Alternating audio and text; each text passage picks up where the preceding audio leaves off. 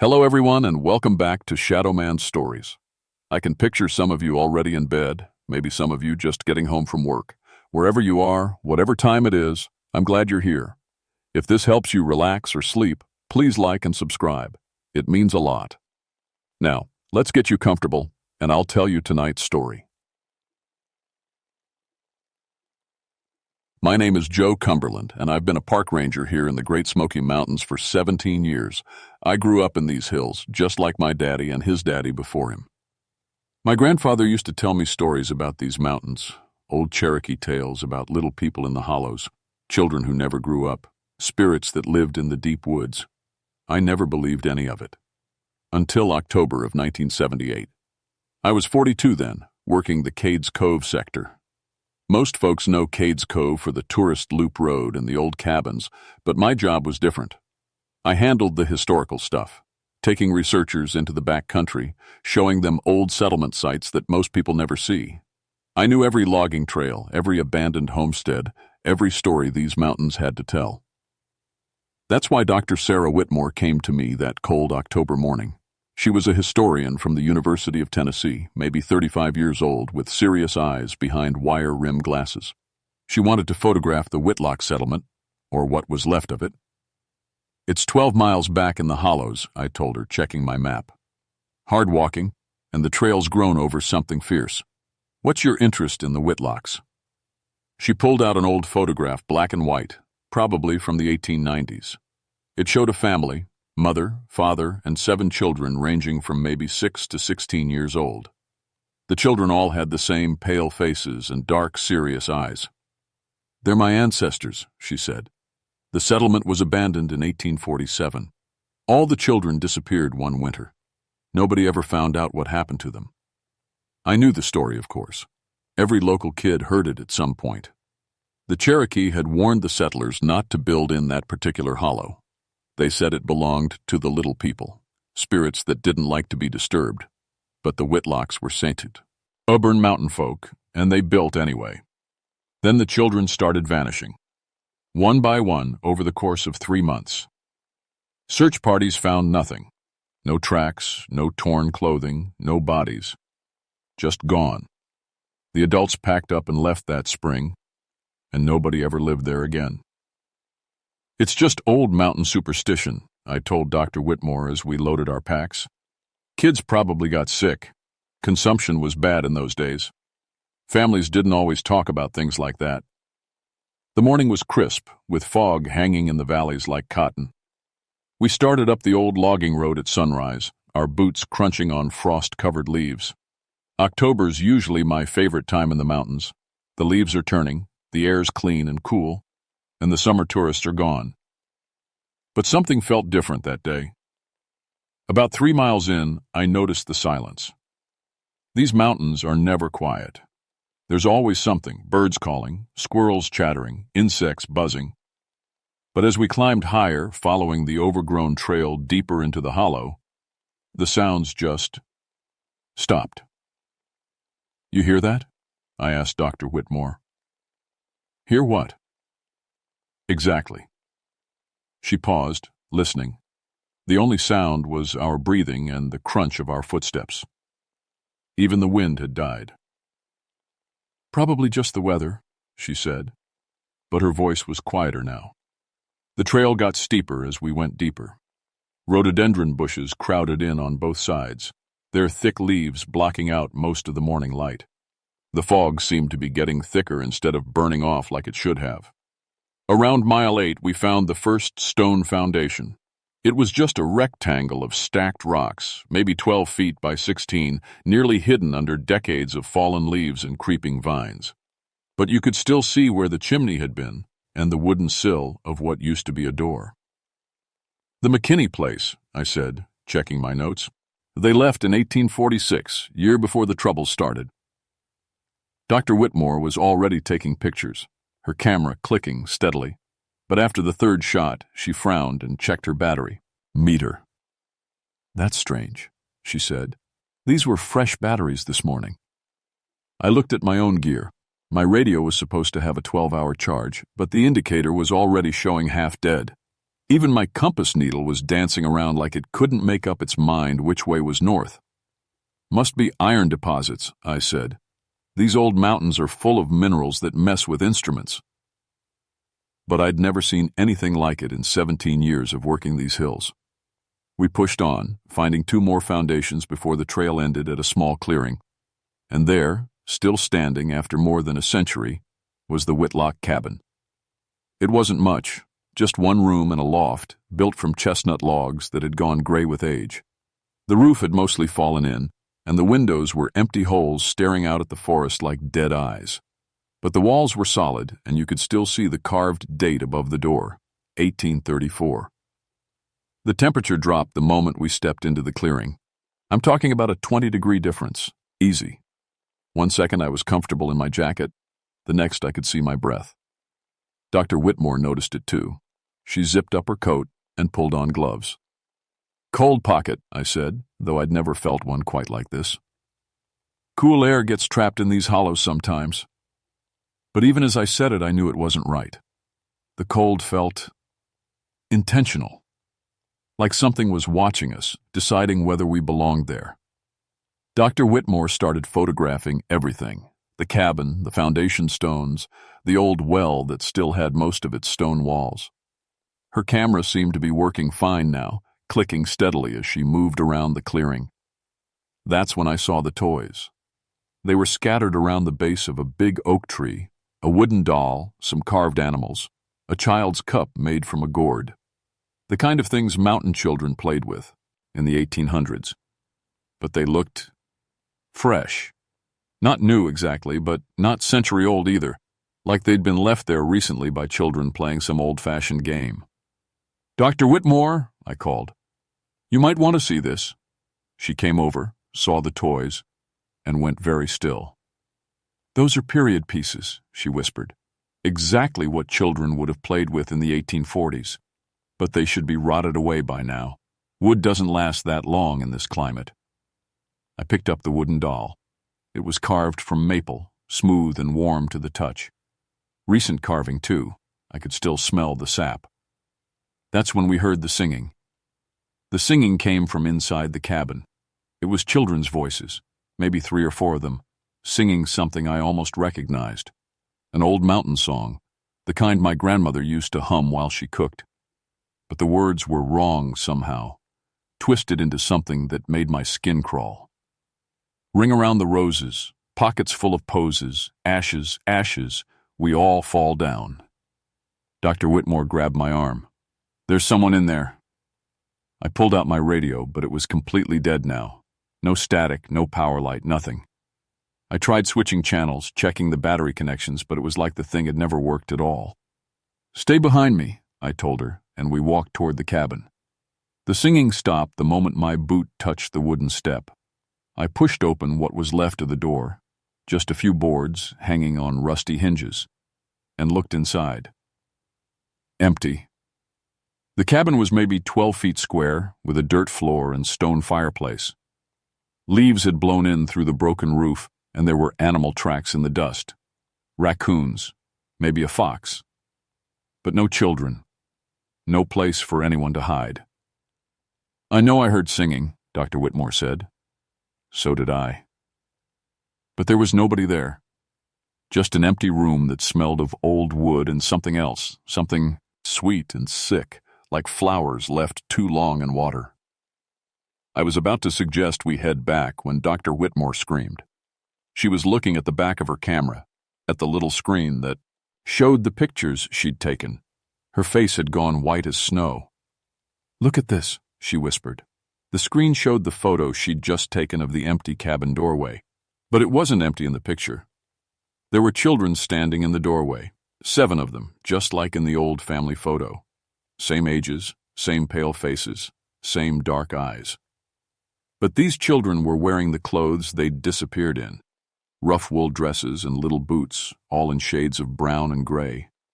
And their faces. Their faces were wrong. Too pale, too thin, with eyes that looked like empty holes in their heads. "That's impossible," I said. "There was nobody there when you took that picture." Dr. Whitmore's hands were shaking as she flipped through the other photos on her camera. Every single one showed the same thing. Children where there shouldn't be children. Standing by the oak tree, sitting on the stone well, playing with those 2 new toys. Always 7 children. Always watching the camera with those hollow eyes. "We need to leave," Dr. Whitmore said. "Right now." I couldn't argue with that. Something was very wrong in this place, and whatever it was, I didn't want to stick around to figure it out. But as we packed up our gear, the singing started again. This time it was coming from all around us, from the cabin, from the trees, from the very air itself. Children's voices, sweet and high, but with an edge that made my teeth ache. "London Bridge is falling down, falling down, falling down. London Bridge is falling down, my fair lady." The fog was getting thicker, rolling in through the trees like it had a mind of its own. It moved in perfect circles around the clearing, never mixing with the air inside our little space. "Joe," Dr. Whitmore whispered. "Look." She was pointing at the cabin. There were small handprints pressed against the inside of the windows, child-sized but rest from the inside looking out, which was impossible because the windows had no glass. They were just holes in the walls. The handprints were getting darker as we watched, like someone was pressing harder and harder against invisible glass. "We're leaving. Now." I grabbed both our packs and started toward the trail, but the trail was gone. Where the path had been, there was just thick forest. Rhododendron bushes and mountain laurel tangled so thick you couldn't push through them, like the trail had never existed at all. I pulled out my compass, but the needle was spinning so fast it was just a blur. My GPS watch showed nothing but error messages. "This isn't possible," I said. "I've walked this trail 100 times." The singing was getting louder, more voices joining in until it sounded like a whole school of children singing together, but still no children to be seen. "Mary, Mary, quite contrary, how does your garden grow? With silver bells and cockle shells and pretty maids all in a row?" "Joe," Dr. Whitmore's voice was barely a whisper. "They're getting closer." She was right. I couldn't see them, but I could feel them moving around us in the fog. Little footsteps on fallen leaves, giggles that came from just out of sight, whispers in that old-timey mountain dialect my great-grandmother used to speak. "Don't look at them directly," I said, though I didn't know why. It just felt important. "Keep your eyes on the ground and follow me." I started walking in what I hoped was the right direction, pushing through bushes that I swear hadn't been there before. Dr. Whitmore stayed close behind me, so close I could hear her breathing hard and fast. The children's voices followed us, singing their twisted songs, but now they were singing words I recognized, old mountain ballads about death and loss and children who wandered into the woods and never came home.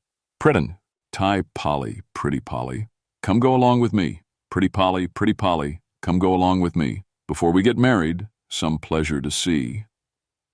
After what felt like hours, but was probably only minutes, we broke through the bushes and found ourselves on what looked like the old logging road. I checked my watch.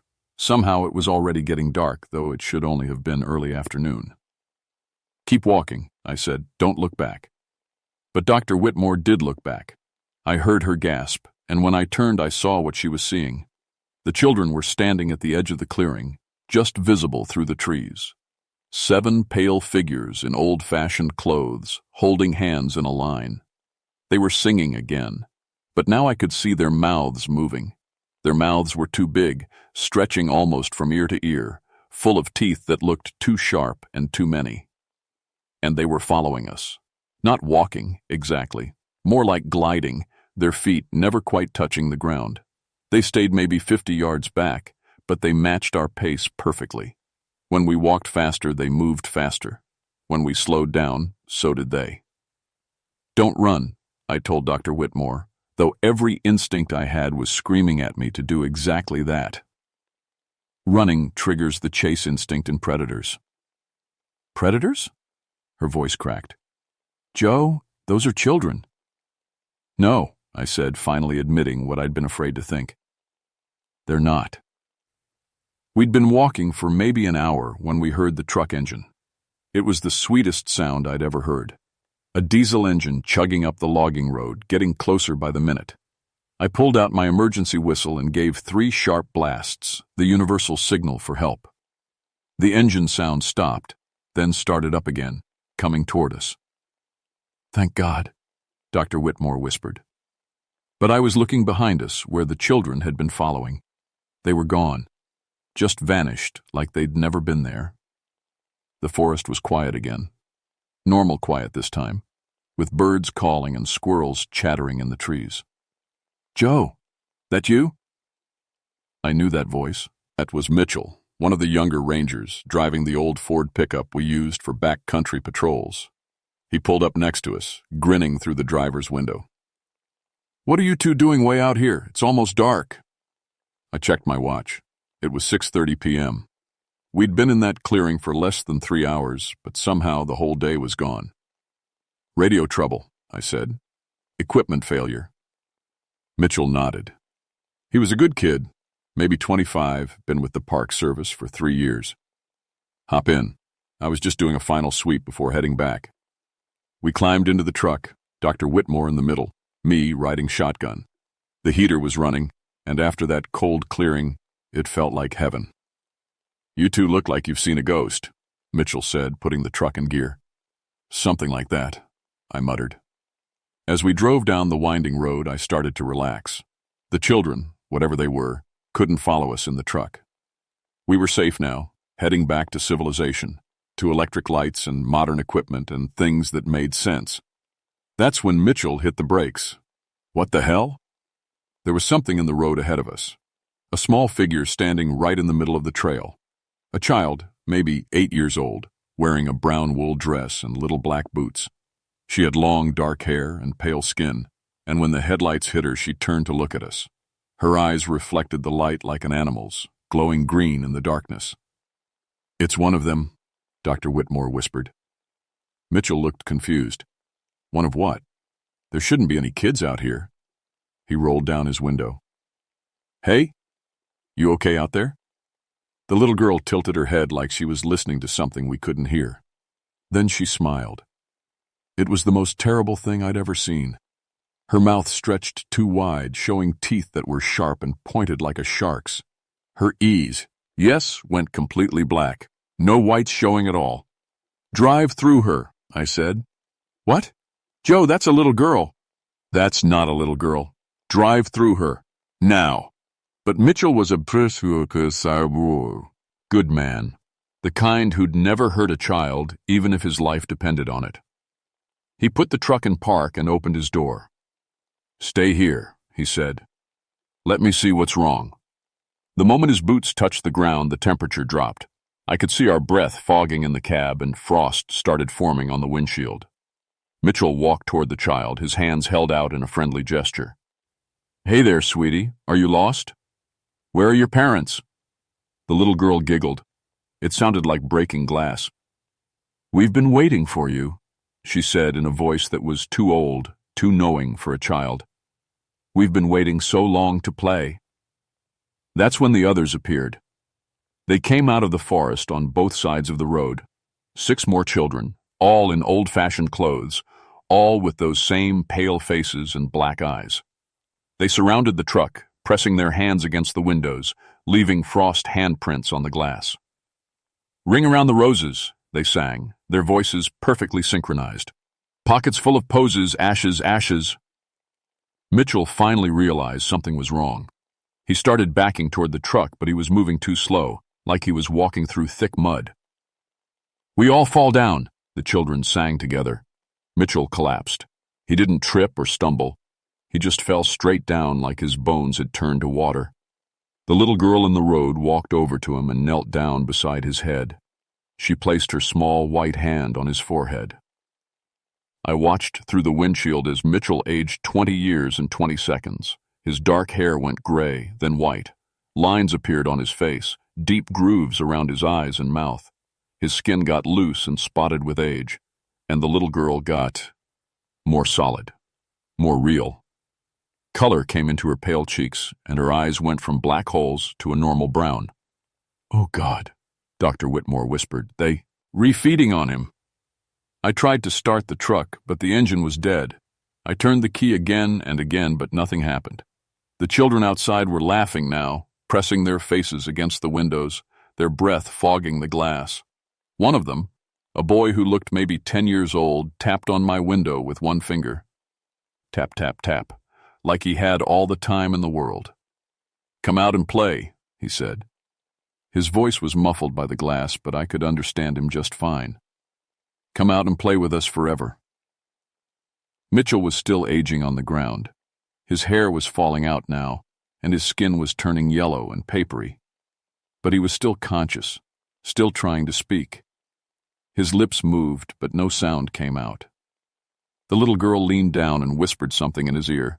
Then she kissed his forehead, gentle as a mother. Mitchell stopped moving. "No!" I yanked on the door handle, but it wouldn't budge. The children had their hands pressed against all the doors, holding them closed with impossible strength. Dr. Whitmore was crying now, quiet tears running down her cheeks. "They killed him," she whispered. "They killed him, and they're going to kill us." The children started singing again, a different song this time, one I remembered from when I was very small, something my grandmother used to sing while she rocked me to sleep. "Hush, little baby, don't say a word. Mama's gonna buy you a mockingbird. And if that mockingbird won't sing, Mama's gonna buy you a diamond ring." But their version was different, darker. "Hush, little baby, don't you cry, we're gonna sing you a lullaby. And if that lullaby don't take, we're gonna keep you wide awake." I tried the radio again. Nothing. The engine. Nothing. Even my watch had stopped working. The boy at my window tapped again, harder this time. The glass started to crack under his finger. "We know who you are, Joe Q. Amberland," he said. "We know your grandmother sang you to sleep with Cherokee songs. We know your grandfather learned magic from the old people." How could they know that? Grandpa had died when I was 12, and he'd never told anyone outside the family about the things the Cherokee had taught him. "We know you carry his medicine bag in your left pocket," the boy continued. "The one with the red tobacco and the white sage, the one your grandmother gave you when you turned 18. My blood went cold. The medicine bag was there where it always was, a small leather pouch my grandmother had pressed into my hands at my 18th birthday. "Never go into the deep woods without it," she'd said. "Your grandfather made me promise. There are old things in these mountains, Joseph. Old things that remember when the world was different." I'd carried it for 24 years without ever really believing it was anything more than family tradition. Just a little leather bag with some dried herbs and tobacco, kept for sentimental reasons. But now, with these things that looked like children but weren't pressed against the windows, I remembered other stories. Stories Grandpa had told me about the little people, about spirits that fed on life force, about Cherokee protection rituals that were older than Christianity. The crack in my window was spreading. Soon it would break completely, and then I reached into my pocket and pulled out the medicine bag. The moment I touched the medicine bag, the children hissed and pulled back from the truck. It was like touching a live wire. Power shot through my hand and up my arm, warm and electric and somehow alive. The bag itself seemed to glow, though I couldn't see any actual light. "What is that?" Dr. Whitmore whispered. "Cherokee medicine," I said. And for the first time in my life, I truly believed it. My grandfather's protection charm. The children had backed away from the truck, forming a circle about 20 feet out. They were angry now. I could see it in their two dark eyes, in the way their mouths twisted into snarls, but they weren't coming closer. "You cannot use the old magic here," the little girl said. She was standing over Mitchell's body, one hand still resting on his forehead. "This is our place. Our hollow. The Cherokee gave it to us long ago." "Bullshit," I said, though I wasn't sure where the confidence came from. "The Cherokee would never make deals with things like you."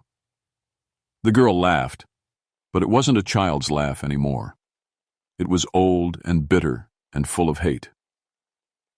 "You know nothing, Ranger Man. The Cherokee came to us in the winter of 1838, when your people were driving them from their lands. They made a bargain, 7 children for safe passage through our territory. 7 children who would stay with us forever, keeping us strong. The Trail of Tears. I'd read about it in history books, but Grandpa had told me the real stories. How the government had forced the Cherokee from their ancestral lands, how thousands had died on the forced march to Oklahoma. They were desperate, the girl continued. Their own children were dying of cold and hunger. 7 lives to save hundreds. It seemed like a fair trade. But they weren't Cherokee children, I said, understanding flooding through me.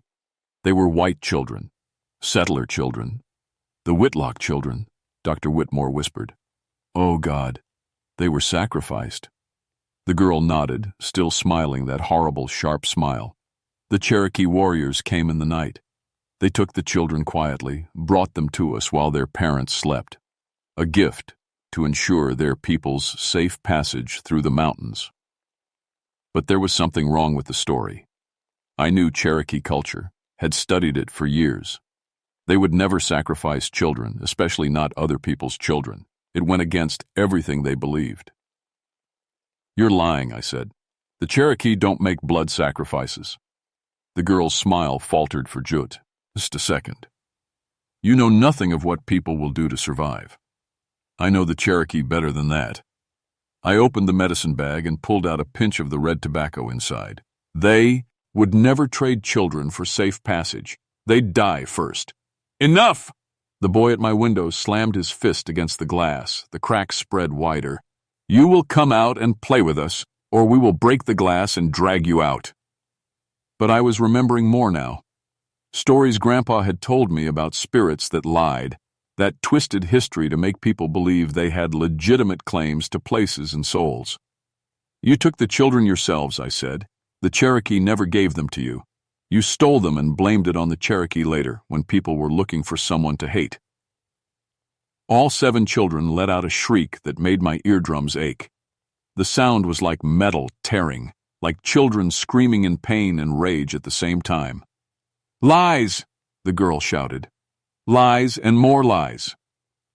But I could see the truth in their 2 pale faces.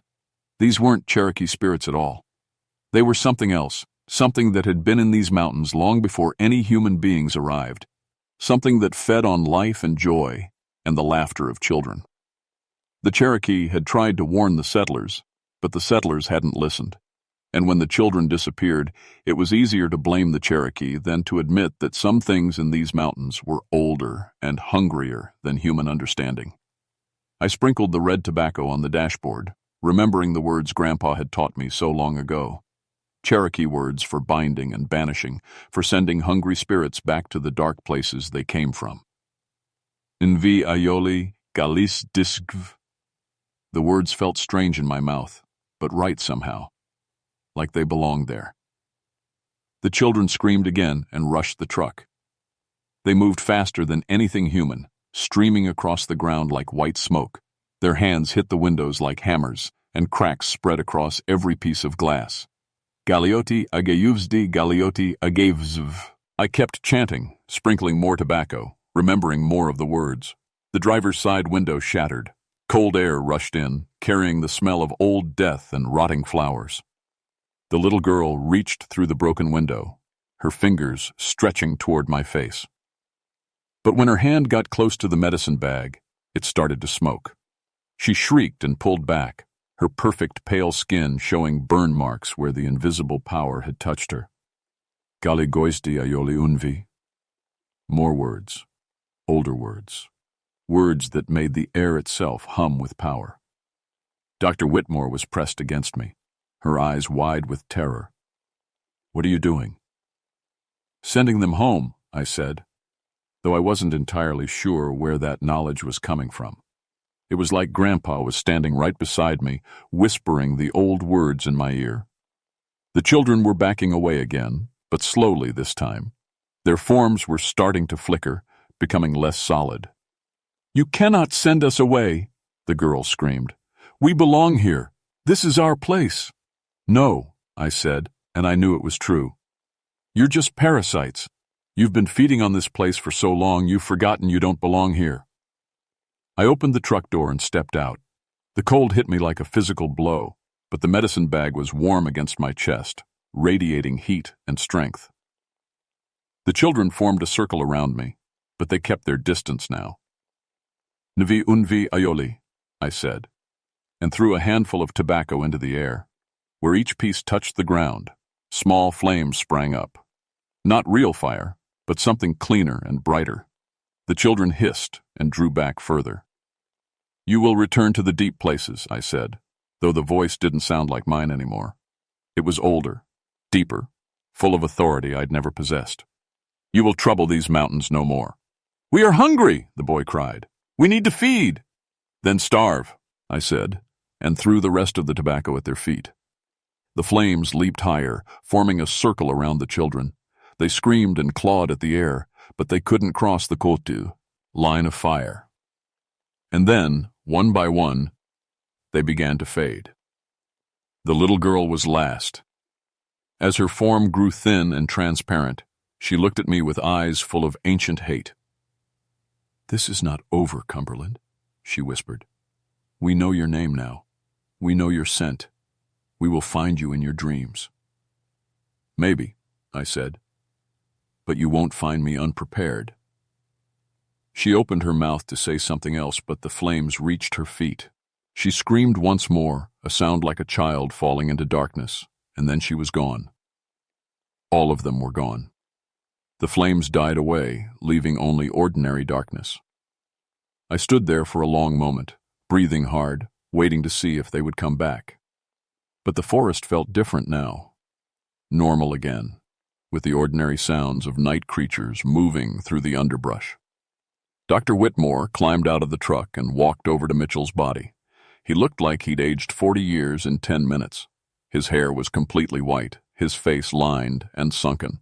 But when she knelt down and checked his pulse, her face lit up.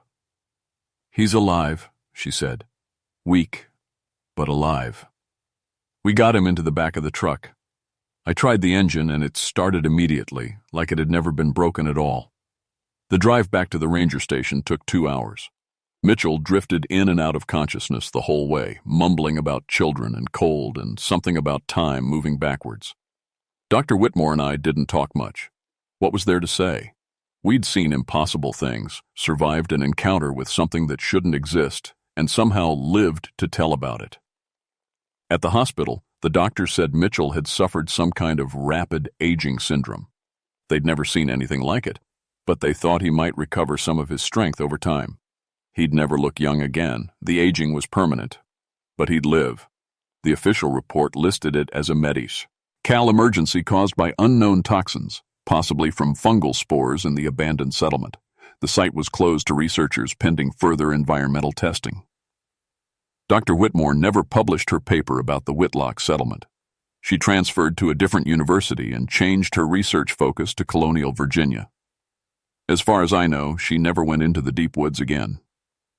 As for me, I aged 10 years that night. My hair went gray at the temples, and I developed arthritis in my hands that still bothers me today.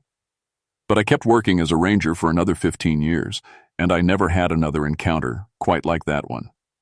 I did hear things, though. Other rangers started reporting strange incidents in the remote areas, cold spots that didn't make sense, equipment failures in perfectly good weather, voices singing old songs where no people should be. I started carrying extra medicine bags for the younger rangers, taught them the Cherokee protection words that Grandpa had taught me. Most of them thought I was just a crazy old mountain man, but a few listened, the smart ones. Because those children, or things like them, are still out there, not in the Whitlock settlement. That place is clean now, just another abandoned homestead slowly returning to forest. But there are other hollows, other dark places where hungry spirits wait for the unwary. I'm retired now, living in a little cabin not far from where I grew up. Sometimes on foggy October nights, I still hear children singing in the distance. But they're not the same voices, and they're not singing the twisted songs I heard that night. These are different children, real children, playing in their backyards and walking to school.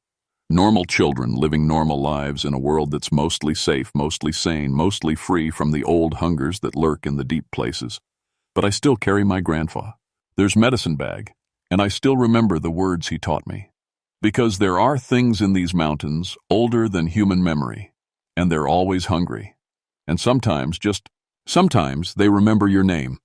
If you're planning to explore the deep woods, especially around abandoned settlements, take my advice. Carry iron, carry fire, and carry something blessed by people who knew these mountains before the white men came. Because the children in the hollow are still out there, waiting for someone foolish enough to play their games. And if you hear them singing, don't stop to listen. Just run.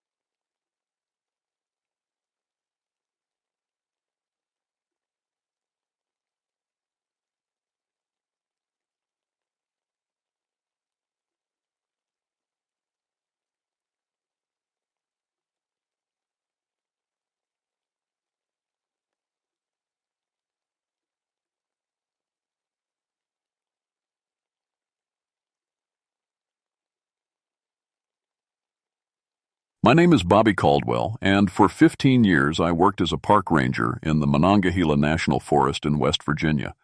I spent most of my time in the cranberry wilderness, studying animals and their behaviors. Before becoming a ranger, I was a college professor who taught about animals. I had a PhD and everything. I thought I knew all about the creatures in these mountains. The thing is, I never believed the old stories about mountain lions still living in West Virginia. According to every book and official record, the last mountain lion in our state was killed way back in 1887. That's almost 100 years ago. They were gone. Extinct. Done. I'd spent years proving this to anyone who'd listen. The Cherokee people who lived here long before us had different stories. They talked about ghost panthers that never really died, spirits that protected the deep woods. I respected their culture, but as a scientist, I needed facts. Real evidence.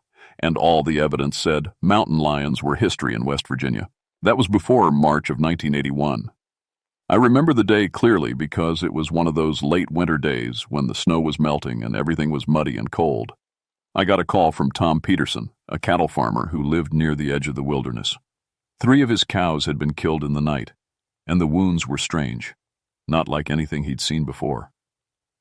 "Bobby, you need to come look at this," Tom said over the radio. His voice was shaky. "Whatever did this, it ain't no bear, and it ain't no dog pack either." I drove out to Tom's farm in my green Ranger truck. The morning mist was hanging low over the fields, making everything look ghostly. Tom met me at his gate, and I could tell right away he was spooked. Tom was a tough guy who'd been farming for 30 years. Not much scared him. "They're over here," he said, leading me across the muddy files. Told him a fair warning, it's not pretty. He was right. The 3 cows lay in a neat line about 20 feet apart from each other. But what bothered me wasn't just that they were dead. It was how they died. The wounds on their necks were too clean, too precise, and the claw marks on their sides were massive, at least 6 inches long and deep enough to reach bone. I knelt down next to the first cow and pulled out my measuring tape. The bite marks on the neck showed a jaw span of nearly 8 inches. That was impossible for any predator we had in West Virginia. Black bears have smaller jaws. Wild dogs couldn't make marks like this. "Tom, did you hear anything last night?" I asked, taking photos with my camera.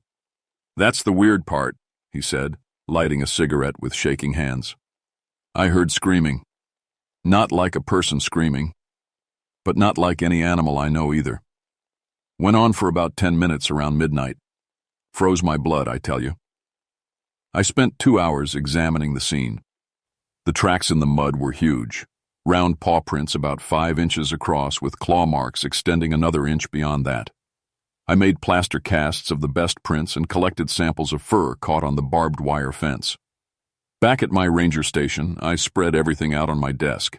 The fur was tawny-colored, coarse, but not like bear fur. The plaster casts showed clear pad marks and 4 toes. Definitely cat family, but way too big for a bobcat. I measured the stride length from my photos. Whatever made these tracks had legs long enough to cover 4 feet in a single step. I called my friend Dr. Patricia Green at West Virginia University. Pat was a wildlife biologist who specialized in predator behavior. If anyone could help me figure this out, she could. "Pat, I've got something strange here," I told her. "Livestock kills that don't match any known predator in the region." "Send me the photos and measurements," she said. "I'll take a look." An hour later, my radio crackled with Pat's voice. "Bobby, where exactly did you find these tracks?" "Tom Peterson's farm, edge of the cranberry wilderness." "Why?" "Because, according to your measurements, these were made by a mountain lion. A very large mountain lion." I laughed, but it came out nervous. "Pat, there haven't been mountain lions in West Virginia since before our grandfathers were born. You know that. I know what the books say, but I also know what I'm looking at. These prints, the bite radius, the claw spacing, it's all consistent with puma concolor. A big one, maybe 200 pounds or more." After we hung up, I sat in my office staring at the evidence spread across my desk. Everything Pat said made sense, but it was impossible. I'd surveyed these woods for 15 years. I knew every animal track, every scat, every feeding sign.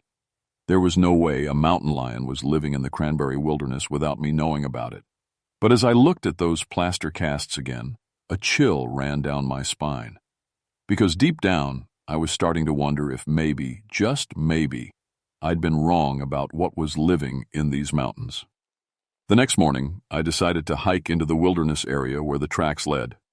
I packed my usual gear, radio, GPS, camera, plaster casting kit, and my .357 revolver. The gun was mainly for black bears, but after seeing those claw marks, I was glad to have it. The trail started behind Tom's farm and led up into the old-growth forest. These were trees that had never been cut, some of them over 300 years old. Massive hemlocks and ancient oaks created a canopy so thick that even at noon the forest floor stayed dim and cool. About 3 miles in, I noticed something that made me stop dead in my tracks. Silence. Complete, total silence. In 15 years of walking these woods, I'd never heard anything like it. No birds singing, no squirrels chattering, no insects buzzing. Even the wind seemed to have stopped moving through the trees. It was like someone had turned off all the sound in the world. I pulled out my binoculars and scanned the trees. Nothing moved. I checked my watch. 10:30 a.m., prime time for wildlife activity. This forest should have been alive with sounds and movement. Instead, it felt dead. I kept walking, following the huge paw prints in the soft mud. They led deeper into the wilderness, toward a part of the forest I rarely visited because it was so remote. The prints were still clear and well-defined, which meant whatever made them had passed through recently. After another mile, I found something that made my hands shake as I reached for my camera. A deer trail that crossed the main path showed no fresh tracks at all. None. In March, during late winter, deer should have been moving constantly, searching for new grass and water sources. But this trail, which usually showed dozens of hoof prints every day, was completely empty. I followed the deer trail for a quarter mile in both directions. Same thing. No tracks, no scat, no feeding sign. It was like every deer in a 10-mile radius had just vanished. I radioed back to my station. "Base, this is Caldwell. I'm about 4 miles into Cranberry Wilderness, following up on the livestock incident." "Go ahead, Bobby." "I'm seeing some unusual animal behavior patterns out here. Wildlife activity is practically zero. No deer sign anywhere. Could be weather-related. We had that cold snap last week." "Maybe." But I didn't believe it. Animals don't just abandon their territory because of a cold snap. I kept following the mysterious tracks. They led to a creek crossing where the water ran clear and cold over smooth stones. On the far side, I found where the creature had stopped to drink. The paw prints were perfect in the sandy bank. 5 toes, retractable claws, the typical asymmetrical pad shape of a big cat. But there was something else. Scratches on a nearby oak tree, and about 7 feet off the ground. Mountain lions mark their territory by clawing trees, but these marks were higher than any mountain lion should have been able to reach. Unless it was standing on its back legs, which would make it enormous. I was taking measurements of the claw marks when I heard it, a scream that cut through the forest's silence like a rusty blade through glass. It started low and rose to a pitch that made my teeth ache. It wasn't quite human, but it wasn't like any animal I'd ever heard either. It echoed off the hills and seemed to come from everywhere at once. The sound lasted maybe 10 seconds, but it felt like an hour. When it stopped, the silence that followed was somehow even more complete than before. My heart was pounding so hard I could hear it in my ears. I pulled out my radio with shaking hands. "Base, did you copy that sound?" "What sound? Your radio's breaking up a bit." The scream had been loud enough to wake the dead, but apparently my radio hadn't picked it up. I tried to describe it, but how do you explain a sound that doesn't exist in any textbook? I was about to head back when I saw movement in the trees across the creek. Just a flash of tawny brown, there and gone so fast I almost thought I imagined it. But then I noticed something that made my blood run cold. Golden eyes watching me from the shadows about 50 yards away. They were too high off the ground to be a deer or bear, too far apart to be a bobcat. And they reflected my flashlight beam with an intensity that seemed almost supernatural. I stood perfectly still, not wanting to make any sudden movements.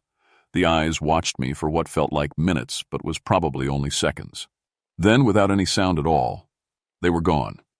I crossed the creek as quietly as I could and examined the area where I'd seen the movement. No tracks on the hard ground, no broken branches, no sign that anything had been there at all. But I could smell something in the air. A musky, wild scent that reminded me of the big cat exhibits at the zoo. As I hiked back toward the trail, I kept looking over my shoulder. The feeling of being watched never left me. Every shadow could have hidden those golden eyes. Every sound made me jump. By the time I reached my truck, the sun was setting and the forest was getting dark. I drove back to the ranger station with my hands gripping the steering wheel tight, trying to process what I'd experienced. I'd worked in these woods for 15 years. I knew every animal, every sound, every normal pattern of behavior, but what I'd encountered today didn't fit into any category I understood. The complete absence of other wildlife, the impossible claw marks, that inhuman scream, and those golden eyes watching me from the shadows. That night I called Pat Green again. "Pat, I need you to come out here tomorrow. I found more evidence, and I think we might be dealing with something bigger than we thought." "How much bigger?" I looked at my photos of the claw marks 7 feet up the tree. I think we might be dealing with something that shouldn't exist. Pat arrived the next morning in her university truck loaded with research equipment. She brought trail cameras, casting materials, hair collection kits, and a tranquilizer gun rated for large predators. Seeing her professional gear made me feel a little better. Pat had studied predators all over North America. If this was just an unusually large mountain lion, she'd know what to do. "Show me everything," she said as we geared up for the hike. We followed the same trail I'd taken the day before. The silence was just as complete as it had been yesterday, maybe worse. Pat noticed it immediately. "This is not normal," she whispered, adjusting her recording equipment. I should be picking up dozens of bird calls, insect sounds, small mammal movement. It's like everything living has left this area. When we reached the creek crossing, Pat spent an hour examining the paw, prints, and claw marks. She took photos from every angle, made detailed measurements, and collected samples of mud from the tracks. "Bobby, these prints are from a puma concolor, no question. But look at this stride length." She pointed to her measurements. "This animal is covering 6 feet between steps. That would make it at least 12 feet long from nose to tail tip. That's impossible, right? Mountain lions don't get that big. Not in North America. The largest mountain lion ever recorded was about 9 feet long. This would be 50% larger than that." Pat looked troubled. "And these claw marks, they're 7.5 feet off the ground. Even if this cat was standing on its hind legs, that would make it enormous." We set up 3 trail cameras near the creek crossing and along the paths where we'd found tracks. Pat positioned them carefully, using her knowledge of predator behavior to predict where the animal might travel. "If this cat is territorial, and the evidence suggests it is, then it should return to this area within 48 hours, she explained. Mountain lions patrol their territory in regular patterns. We decided to split up to cover more ground. Pat would follow the tracks upstream while I checked the downstream area. We agreed to meet back at the creek crossing in 2 hours. I hadn't been walking for more than 20 minutes when I found something that made my stomach turn. In a small clearing about 100 yards from the creek, there was what looked like a feeding site. Scattered bones, some fresh, some old. Mostly deer bones, but some were from smaller animals. Rabbits, raccoons, even what looked like the remains of a black bear. But what really bothered me was how the bones were arranged. They weren't scattered randomly like you'd expect from normal predator feeding. They were placed in neat piles, sorted by size. Large leg bones in one pile, ribs in another, skulls lined up in a row. No animal does that. No natural predator arranges its kills. I was taking photos when I heard Pat scream. Not the inhuman scream from the day before.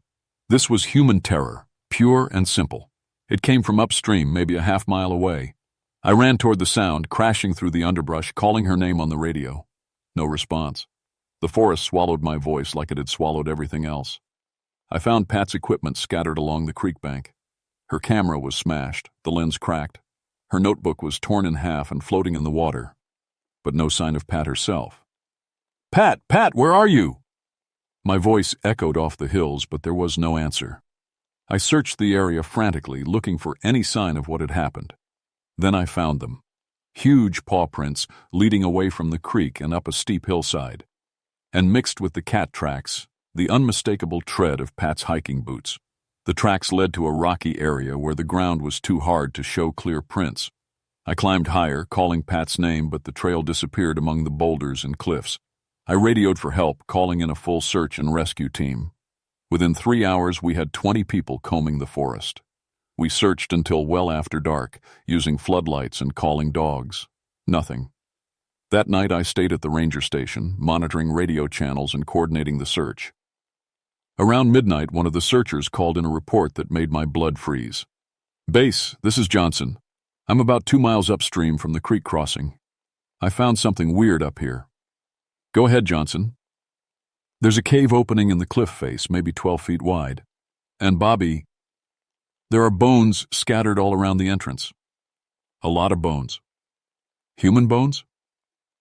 "Can't tell in this light. But there's something else. I can hear movement inside the cave, like something large moving around in there. Johnson, do not enter that cave. Mark the location and return to base immediately." But even as I gave the order, I knew I wouldn't be able to follow it myself. If Pat was in there, if she was still alive, we had to try to get her out. I grabbed my flashlight, my gun, and a portable radio and headed out into the darkness. The forest at night was a different world. Every shadow could hide danger. Every sound made me jump. The cave Johnson had found was about 3 miles from where Pat had disappeared. It was hidden behind a screen of fallen rocks and dead trees, invisible unless you knew exactly where to look. The entrance was tall and narrow, disappearing into complete blackness. I shone my flashlight around the opening. Johnson was right about the bones.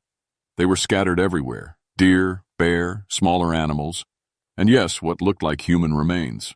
Old human remains, bleached white by time. The smell coming from the cave was overwhelming.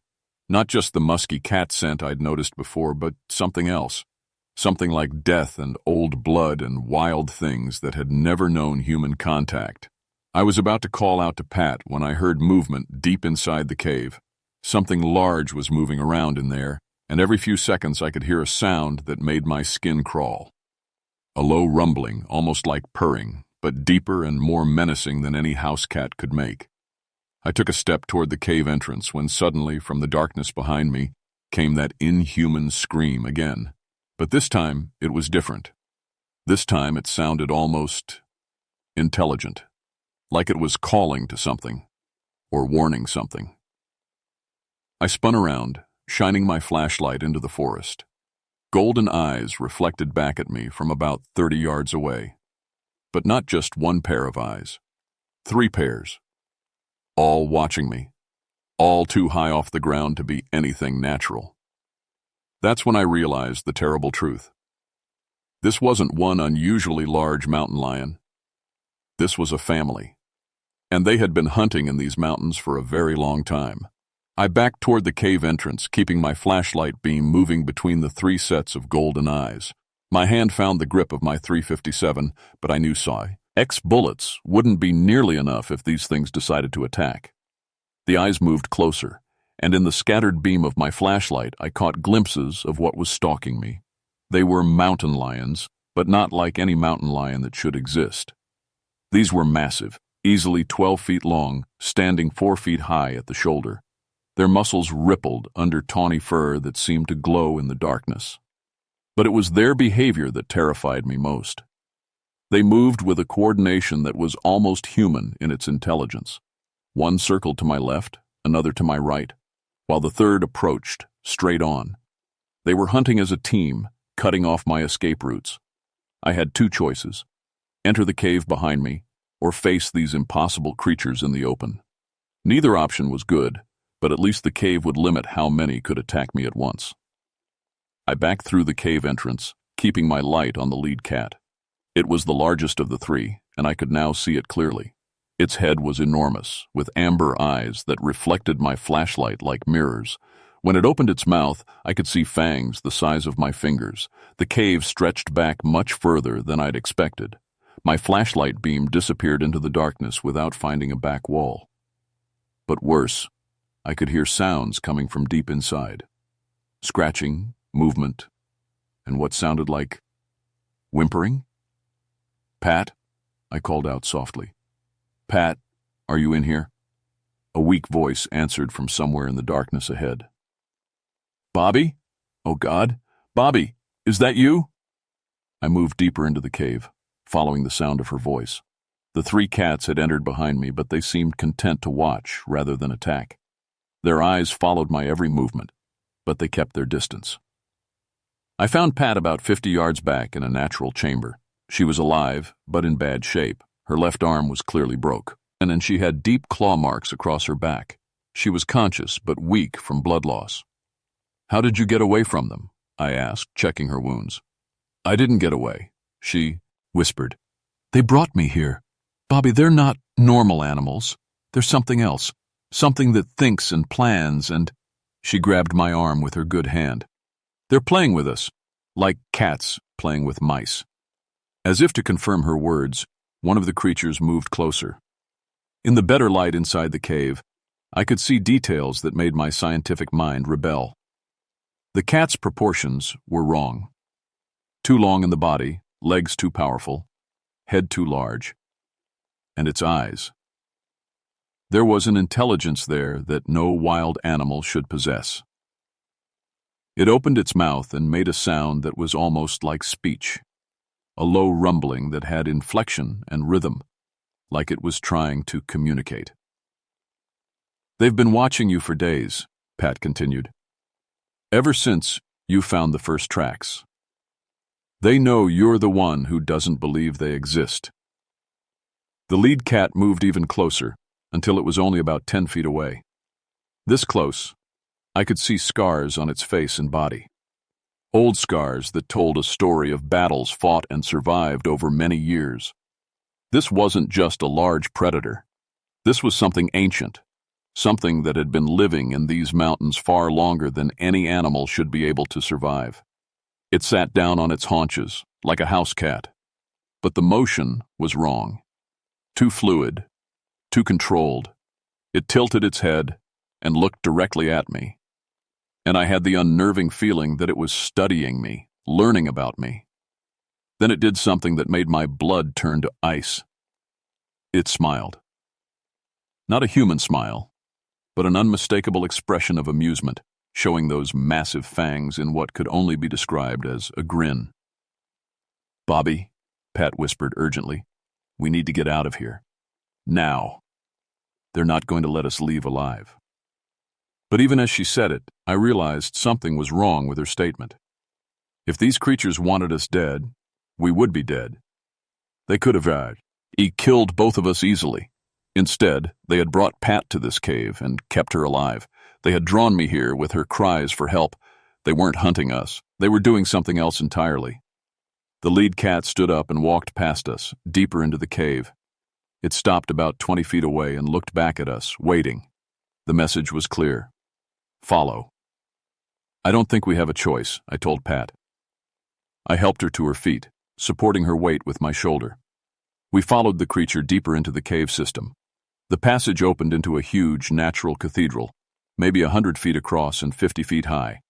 And everywhere I shone my flashlight, I saw evidence of long habitation, bones arranged in intricate patterns, cave paintings that looked ancient beyond measure, and along the walls carved symbols that resembled Cherokee petroglyphs but were somehow different, older. In the center of the chamber was what looked like an altar made of carefully stacked stones. On top of it lay artifacts, arrowheads, pottery shards, and what looked like offerings of food that were fresh enough to still smell. "This isn't just a den," I whispered. "This is a temple." The three cats had positioned themselves around the altar, watching us. The lead cat made that almost speech sound again, longer this time, with even more complex inflections. And then, from the shadows at the far end of the chamber, more eyes appeared. Many more. I counted at least a dozen pairs of golden eyes reflecting my flashlight beam. We weren't facing three unusually large mountain lions. We were standing in the sacred place of an entire clan of creatures that shouldn't exist, in a place where they had lived and worshipped for centuries. Pat's grip tightened on my arm. "Bobby," she whispered, "I don't think we're getting out of here alive." But as I looked at those watching eyes, at the carefully arranged chamber, at the evidence of intelligence and culture around us, I began to understand something that changed everything. They didn't want to kill us. They wanted to teach us. They wanted us to know that they had never really been extinct, that they had been here all along, watching and waiting and protecting something sacred in these mountains. The question was, what did they expect us to do with that knowledge? The lead cat, I started thinking of it as the elder because of the scars and the way the others deferred to it, approached the altar. It placed one massive paw on the stone surface and looked directly at me. Then it did something I'll never forget as long as I live. It spoke. Not in English, not in any human language, but in a series of sounds that somehow I understood. The meaning came into my mind like thoughts that weren't my own. "We have been here longer than your people. We will be here after your people are gone. You said we were dead, but death is not the end for us. We are the guardians of this place." I don't know how I understood, but I did. Pat must have understood too, because she gasped and squeezed my arm tighter. You study our tracks, our signs, our kills, but you do not see us. You measure and photograph and write in your books that we do not exist. Why? Because I started to speak out loud, then realized I didn't need to, somehow thinking the answer was enough. Because science says you're extinct. Because the last mountain lion in West Virginia was killed in 1887. The elder made a sound that might have been laughter. Your books lie. We learned to hide when the killing began. We learned to hunt only what would not be missed. We learned to walk between the worlds of the living and the dead. We survived. Images flooded my mind, not my own memories, but theirs. I saw these mountains as they had been centuries ago, full of their kind. I saw the coming of European settlers, the systematic hunting, the decline of their population. And I saw how the survivors had changed, becoming something more than natural anim. Alls in order to endure. We are the last of the old spirits. We guard the sacred places in these mountains. But your people come closer every year. Roads and houses and fences. Soon there will be no wild places left. What do you want from us? Pat whispered out loud. Tell your people we are here. But tell them also that we are not what they think. We are not mere animals to be captured or killed or studied. We are the memory of what these mountains were before you came. We are the keepers of the old ways. The other cats began to move closer, forming a circle around us. But I no longer felt threatened. There was sadness in their golden eyes, an ancient weariness. Your friend will live. Her wounds will heal. But both of you carry our mark now. You have seen us as we truly are. You cannot unknow what you know.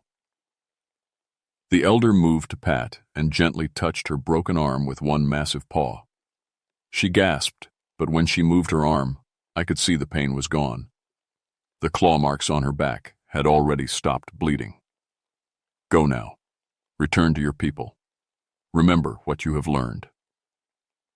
The cats began to fade back into the shadows, but their eyes continued to watch us as we made our way out of the cave. By the time we reached the entrance, dawn was breaking over the mountains, and the forest was filled with normal sounds again. Birds singing, squirrels chattering, the ordinary music of a living wilderness. We hiked back to my truck in silence. What do you say after experiencing something that changes everything you thought you knew about the world? At the ranger station, we faced a problem. How do you report an encounter with extinct supernatural mountain lions? Who would believe us? What would happen to our careers, our credibility, our lives? In the end, we filed a report that Pat had gotten lost, fallen, and injured herself. I had found her and brought her to safety. The search and rescue team accepted this story. Case closed. But Pat and I both knew the truth, and we weren't the same people who had entered those woods. Pat transferred to a university, position in Colorado within 2 months. She said she needed a change of scenery, but I knew the real reason. She couldn't stay in a place where she might encounter them again. I stayed. For another 10 years, I worked in the cranberry wilderness. I never saw the cats again, but I knew they were there. Sometimes I would find their tracks, always in places where no one else would look. Sometimes I would hear that inhuman scream echoing through the valleys. And sometimes, just sometimes, I would catch a glimpse of golden eyes watching me from the shadows. I never reported these sightings. The cats had trusted me with their secret, and I kept that trust. Other people began to report strange encounters in the wilderness. Hikers who heard impossible screams, hunters who found tracks too large to belong to any known animal, campers who felt watched by unseen eyes. The reports came to my desk and I filed them all under unexplained wildlife activity. I retired 5 years ago, but I still live near the forest. Sometimes, on quiet nights when the moon is dark, I hear their calls echoing through the mountains. The sound doesn't frighten me anymore. It reminds me that there are still wild places in this world, Still mysteries that can't be measured or cataloged or explained away. The Cherokee were right all along. Some spirits never die. They just learn to hide better. Last week, a young park ranger called me for advice. She'd found livestock kills with wounds that didn't match any known predator. The tracks were too large, the bite marks too wide. She wanted to know what I thought it might be. I told her what I tell everyone who asks. Sometimes the old stories are true. Sometimes things that are supposed to be extinct are just waiting in the deep woods, watching and remembering. And sometimes, if you're very careful and very respectful, they might let you see them as they really are. But I also told her this. If you ever find yourself face to face with something impossible, remember that you're not the predator in that situation. You're the guest. Show respect. Keep their secrets. And count yourself lucky if you make it home with nothing more than memories. Because in these mountains, the spirits of the old world are still very much alive.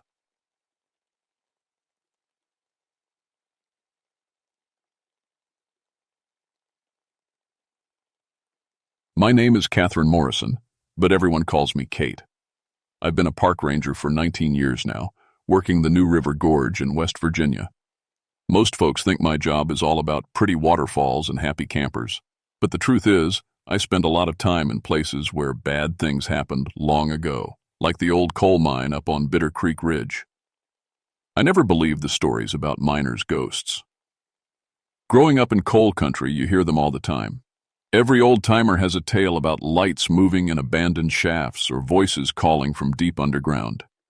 My own grandfather used to tell stories about the spirits of dead miners still working their shifts, never knowing they'd passed on. Just guilt and grief talking, I always said. When people work dangerous jobs and their friends die, they need something to blame besides bad luck and greedy mine owners. But that was before December of 1989. The snow had been falling for 3 days straight when Dr. James Patterson called me. He was some kind of history professor from the university working on a project about mining heritage in West Virginia. He wanted to visit the old Morrison mine, named after my family, though we'd never owned it, to take pictures and document what was left before it got torn down. "I know it's Christmas week, Ranger Morrison," he said over the crackling phone line, "but this is our last chance. The state's planning to seal those shafts permanently come spring." The Morrison mine had been closed since 1960, but it was the disaster in 1952 that really killed it.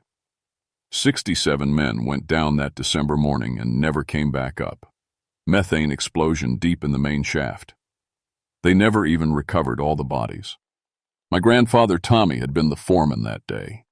He'd tried to get the men out when the gas detectors started screaming, but the explosion was too fast. He died trying, to save his crew, and our family never talked much about it after that. I should have said no to Dr. Patterson. The mine was 12 miles from the nearest road, the weather was getting worse, and honestly the place gave me the creeps even in broad daylight. But he offered to pay the Park Service for a private tour, and we needed the money. "Fine," I told him.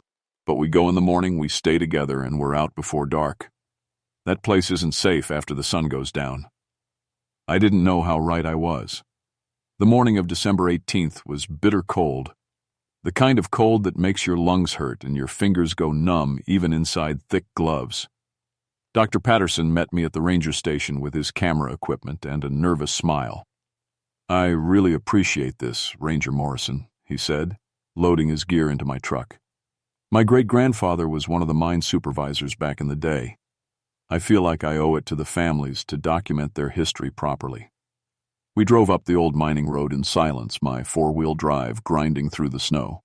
The higher we went, the thicker the forest became, until the bare branches looked like skeleton fingers reaching across the road. When we finally reached the mine site, Dr. Patterson let out a low whistle. "My God," he said, "it's like time stopped." He wasn't wrong. The main building was still standing, its corrugated metal walls streaked with rust but solid. The old conveyor system stretched out like dinosaur bones, and the shaft entrances yawned black against the white snow. Everything looked exactly like it had in the old photographs, just more broken and sad. "The main shaft there is flooded," I told him, pointing to the largest opening. "Goes down about 300 feet before it hits the water table. The smaller ones are sealed with concrete, but you still don't want to get too close. Ground's not stable. We walked around the site for about an hour, Dr. Patterson taking pictures while I kept an eye on our footing. The snow kept falling, heavy flakes that muffled every sound. It was so quiet I could hear my own heartbeat. That's when I noticed something strange. "Do you hear that?" I asked. Dr. Patterson stopped taking pictures. "Hear what?" I listened harder. There it was again, a low, rhythmic sound like machinery running deep underground. But that was impossible. The mine had been dead for almost 30 years. "Probably just the wind," Dr. Patterson said, but he looked nervous. I wanted to agree with him. I really did. But the sound was too regular, too much like the old mining equipment I remembered from childhood, visits to active sites. And there was something else. The air around the main shaft felt warm, like heat was rising up from below. "We should get those pictures and head back," I said. "Weather's getting worse." But as Dr. Patterson raised his camera to take a shot of the main shaft, something made me grab his arm. "Wait," I whispered. "Look at the snow." Around the shaft entrance, the snow wasn't sticking. It was melting as soon as it hit the ground, creating a perfect circle of bare earth. And in that circle, I could see fresh footprints, boot prints from the 1950s with the deep treads and heavy soles of mining boots. But there was no one there. "Those are old prints," Dr. Patterson said, but his voice shook a little. "From the last survey team, maybe." I knelt down and touched one of the prints. The earth was warm and soft, like someone had just walked through it. But the last official survey had been in 1987, over 2 years ago. "Dr. Patterson," I said slowly, "when exactly did your great-grandfather work here?" "The 1950s, he said. He was the mine supervisor during the disaster. He made it out, but he never got over losing those men." The rhythmic sound from underground grew louder. Now it sounded exactly like the coal cars I remembered from my childhood. The steady clank, clank, clank of wheels on track, the hiss of steam, the distant shouts of men working. But the Morrison mine had been flooded for decades. "We need to leave," I said. But Dr. Patterson was already raising his camera again. "Just a few more shots," he said. "This is incredible documentation of mining heritage." The camera flash went off, bright white against the gray sky. For just a split second, I thought I saw something in the viewfinder reflection. Figures in mining helmets and work clothes standing right at the shaft entrance. But when I blinked, there was nothing there. Dr. Patterson was staring at his camera with a sick look on his face. "What is it?" I asked. He turned the camera around to show me the preview screen. The picture showed the shaft entrance, all right, but it also showed something else. 67 men in 1950s mining gear standing in perfect formation at the edge of the shaft. Their faces were clear in the photograph, every detail sharp and real. They wore the heavy work clothes and mining helmets of the era, and they were all staring directly at the camera. But we hadn't seen anyone when he took the picture. That's not possible," Dr. Patterson whispered. I grabbed the camera and flipped through the other pictures he'd taken. The first few shots of the buildings and equipment looked normal, but every picture that included the shaft entrance showed the same thing. Dozens of miners in period clothing, getting clearer and more detailed with each shot. In the last picture, I could make out individual faces, and standing in front of the group, wearing a foreman's helmet with the number 7 on it, was my grandfather, Tommy Morrison. "We're leaving," I said. "Right now." But as we turned to head back to the truck, the sound from underground changed. The rhythmic mechanical noise stopped, replaced by something that made my blood freeze. Voices, human voices, calling from deep in the shaft. "LP us! Somebody help us! The gas is rising. We need to get out. Tommy, where are you? We can't find the exit." Dr. Patterson grabbed my arm. "Those are the voices of the men who died in 1952, he whispered. "I've heard the recordings from the rescue attempt. That's exactly what they sounded like over the radio before they all died." The voices got louder, more desperate. I could hear individual men now calling out names, shouting warnings about gas levels and cave-ins. It was like listening to the last few minutes of 67 lives, playing over and over again. "We have to help them," Dr. Patterson said, starting toward the shaft. "No!" I grabbed him and pulled him back. "They're already dead. Have been for almost 40 years. But the voices kept calling, and now I could hear my grandfather's voice among them, that deep, authoritative tone I remembered from childhood. "Boys, stay together. Follow my voice. We're getting out of here." Even dead, he was still trying to save his crew. That's when the lights appeared. At first, it was just a faint glow from deep in the shaft, like someone carrying a lantern far underground. But the glow got brighter and brighter, until it looked like there were dozens of mining lamps moving around in the flooded depths. "The mine's been flooded for 30 years, I said, more to myself than to Dr. Patterson. "Nothing could survive down there, nothing living." The lights kept moving, bobbing and swaying like miners walking through tunnels. And with each light that appeared, the voices got clearer. "Gas pocket in Section 12. Water's rising in the east tunnel. Someone get to the main shaft. The support beams are failing." It was like listening to a mining operation from hell, where the workers never realized they were dead. Dr. Patterson was taking pictures again, his camera flashing over and over. "This is incredible," he muttered. "Absolute proof of spiritual activity. The families need to see this." "The families need to stay away from here," I said. But I couldn't stop staring at the lights in the fitjas. Shaft. There was something hypnotic about them, something that made me want to get closer. That's when I noticed the warmth. The air around us was getting warmer, like we were standing near a furnace. Snow was melting in a wider circle now, and I could smell something that shouldn't have been possible, the scent of fresh coal dust and machine oil. "Do you smell that?" I asked. Dr. Patterson nodded. "It smells like an active mine." The mechanical sounds started up again, but now they were coming from all around us. I could hear coal cars moving on invisible tracks, steam engines huffing, pickaxes hitting rock. It was like the entire mining operation from 1952 was starting up again, all around us but just out of sight. And then I saw him.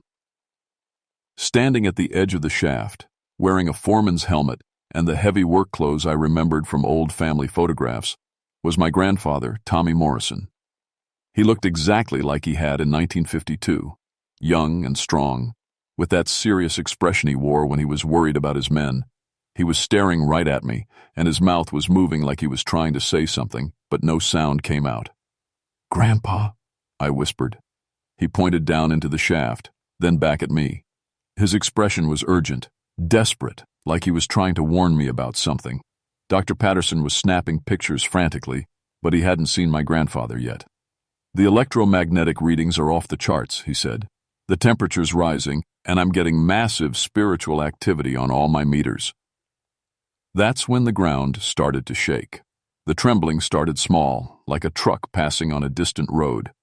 But it got stronger fast until the old mining equipment was rattling and pieces of rust flaked off the metal structures. "Earthquake?" Dr. Patterson asked, but I shook my head. "Mines don't have earthquakes," I said. "They have cave-ins." The shaking was coming from underground, rising up through the flooded shafts like something massive was moving down there. The lights in the main shaft got brighter, and now I could see shapes moving around them, human shapes in mining gear, working frantically at something. My grandfather was still standing at the shaft entrance, but now he wasn't alone. More miners were appearing around him, dozens of them, all wearing the same desperate expression. They were pointing down into the mine, then at us, over and over again. "They're trying to tell us something," I said. Dr. Patterson lowered his camera. "Tell us what?" Before I could answer, one of the smaller shaft entrances, one that had been sealed with concrete decades ago, cracked open with a sound like thunder. The concrete seal split down the middle, and warm air rushed out, carrying the overwhelming smell of coal dust and something else, something rotten. "We need to get out of here," I said, grabbing Dr. Patterson's arm. "Right now." But when we turned toward the truck, our path was blocked. Standing between us and the vehicle were more miners, their faces pale and their eyes empty. Unlike my grandfather and the others by the main shaft, these miners looked wrong. Their clothes were torn and burned, their faces showed the injuries that had killed them, and they moved in jerky, unnatural ways. "Going somewhere?" one of them asked, and his voice sounded like it was coming from the bottom of a well. Dr. Patterson made a choking sound. That's Samuel Kowalski. He was one of the first to die in the explosion. I've seen his picture in the mine records." The dead miner smiled, showing teeth stained black with coal dust. "Jimmy Patterson," he said. "Little Jimmy whose great-granddaddy sent us down to die while he stayed safe up top. How nice of you to finally visit." More dead miners appeared around us, forming a circle that got tighter and tighter. Some looked like they'd been crushed in cave-ins, others showed signs of gas poisoning, and a few were so badly burned I couldn't make out their faces. "The mine's been lonely," another one said. 37 years with nobody to talk to, nobody to work with." "We've been waiting," said a third. "Waiting for someone from the families to come back, someone to join us." That's when I understood. These weren't the same spirits as my grandfather and the others by the main shaft. These were something else. Miners who had died angry, who blamed the supervisors and the mine owners for the disaster. They weren't trying to escape the mine.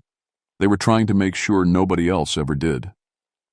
"Dr. Patterson," I said quietly, "do you have any flares in your equipment?"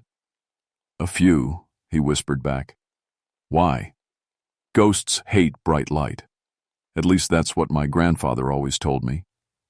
The dead miners were getting closer, and I could feel cold radiating from their bodies like they were made of ice. The one who'd spoken to Dr. Patterson reached out with a hand that looked more like a claw.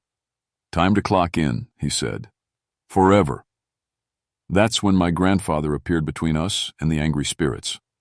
"Stand back," he commanded, and his voice carried the authority of someone who'd spent his life managing dangerous men in a dangerous job. "These aren't your people," the burned miner snarled. "Tommy Morrison, still trying to play the hero? You couldn't save us then, and you can't save them now." "I'm not trying to save them," my grandfather said. "I'm trying to save you from making it worse."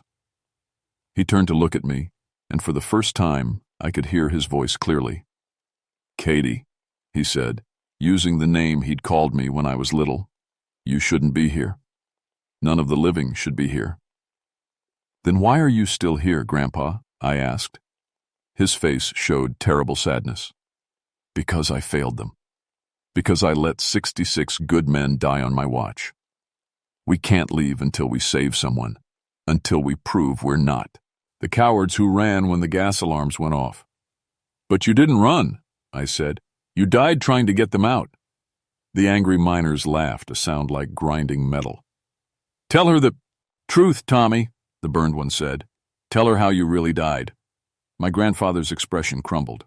I was in the main office when the alarm sounded. I had 2 minutes to get the men out of the danger zones, but He looked at his hands. "I went for the payroll safe first. I thought I had time to secure the money and still warn everyone."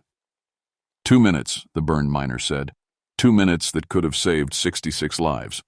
But Tommy Morrison was more worried about the company's money than his crew. "That's not," I started to say, but my grandfather held up his hand. "It's true," he said. "By the time I reached the main shaft to sound the evacuation, the methane had reached critical levels. The explosion happened before I could get the warning out. I died in the first blast, and 66 men died because I failed them." The angry spirits pressed closer. "And now," the burned one said, "the Morrison family is going to pay for that failure." Dr. Patterson was fumbling with his equipment bag, trying to find the flares, but the dead miners moved faster than living people, and one of them knocked the bag from his hands, scattering the contents across the snowy ground. "No rescue equipment this time," the spirit said. "No escape routes. Just like 1952. That's when I heard it. A new sound from the main shaft. Not the angry voices of the dead miners around us, but something else. Something that made even the angry spirits pause and look back toward the mine entrance. It was singing. 66 voices raised in harmony, singing the old mining song my grandfather had taught me as a child. "Down in the mine, where the sun don't shine, working for the company line by line. But we take care of our own down here, and we'll see each other year by year." The angry miners began to back away from us, their faces showing something I hadn't seen before. Fear. "No," the burned one whispered. "We won't let you do this again, Tommy. We won't let you be the hero." But my grandfather was walking toward us now, and behind him came 66 more miners, the ones who had died in the explosion, but who had died without anger, who had died trying to help each other instead of placing blame. "The shift's over, boys," my grandfather said to the angry spirits. "Time to clock out." The two groups of dead miners faced each other across the snowy ground, and I realized I was witnessing something that had been building for 37 years, a confrontation between those who had died with forgiveness in their hearts and those who had died consumed by rage. "You don't get to decide," the burned miner snarled at my grandfather. "You don't get to make the choices anymore. You forfeited that right when you chose money over men." "You're right," my grandfather said quietly. "I don't get to decide, but they do." He pointed at me and Dr. Patterson. "They're the living. They get to choose whether to repeat the mistakes of the past or learn from them." The angry spirits laughed. "What can they learn from us? We're dead because of you." "You're dead because of greed," my grandfather replied. "Because mine owners cared more about profits than safety. Because supervisors like me got caught up in the company line instead of protecting our crews. Because families like the Pattersons sent men down to die while they stayed safe up top." Dr. Patterson stepped forward, his face pale but determined. "My great-grandfather lived with the guilt of that disaster every day until he died," he said. "That's why I came here, to document the truth about what happened."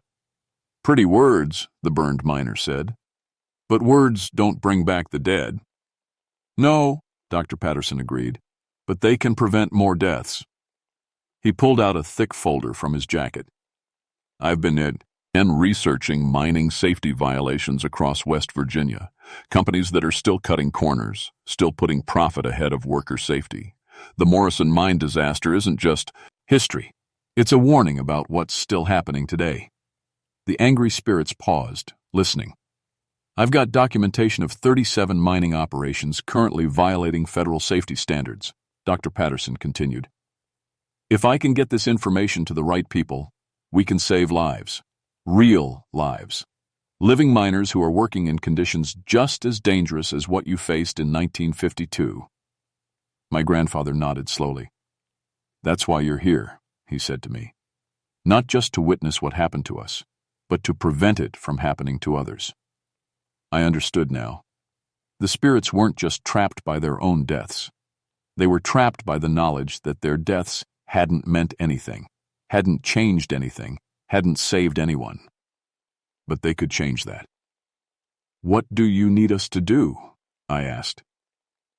The angry spirits pressed closer. "Don't listen to them," the burned miner said. "Join us instead.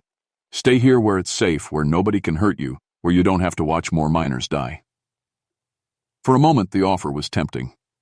I was tired of seeing the aftermath of industrial accidents, tired of writing reports about preventable deaths, tired of fighting companies that saw workers as disposable. It would be easier to just stop. But then I looked at my grandfather, and I saw something in his eyes that I'd never understood before. Not just guilt, but hope. Hope that his death could still mean something. "No," I said to the angry spirits. "I won't stay. Because staying here won't save anyone." The burned miner's face twisted with rage. "Then you'll die like we did." The angry spirits rushed toward us, moving faster than living people could run. But as they reached us, my grandfather and the 66 miners behind him stepped between us and them. "You want to be heroes?" my grandfather called to the angry spirits. "Then help us save the living, instead of trying to join them to the dead." What happened next was like watching a battle between two storms. The angry spirits clashed with my grandfather's group, and the air filled with the sound of shouting voices, grinding machinery, and something that might have been the mountain itself, groaning in pain. Dr. Patterson grabbed my arm. "We need to get out of here." but I couldn't move. Because in the middle of the spiritual battle, I could see something that changed everything. The angry spirits weren't really angry at the living. They were angry at themselves. Angry because they had believed the company lies about safety. Angry because they had gone along with dangerous practices to keep their jobs. Angry because they had trusted supervisors who failed them. They weren't trying to hurt us. They were trying to punish themselves.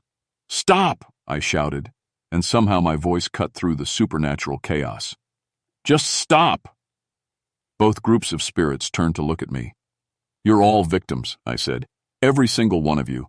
You died because greedy people valued money more than human lives, and now you're torturing yourselves for their sins." The burned miner floated closer to me.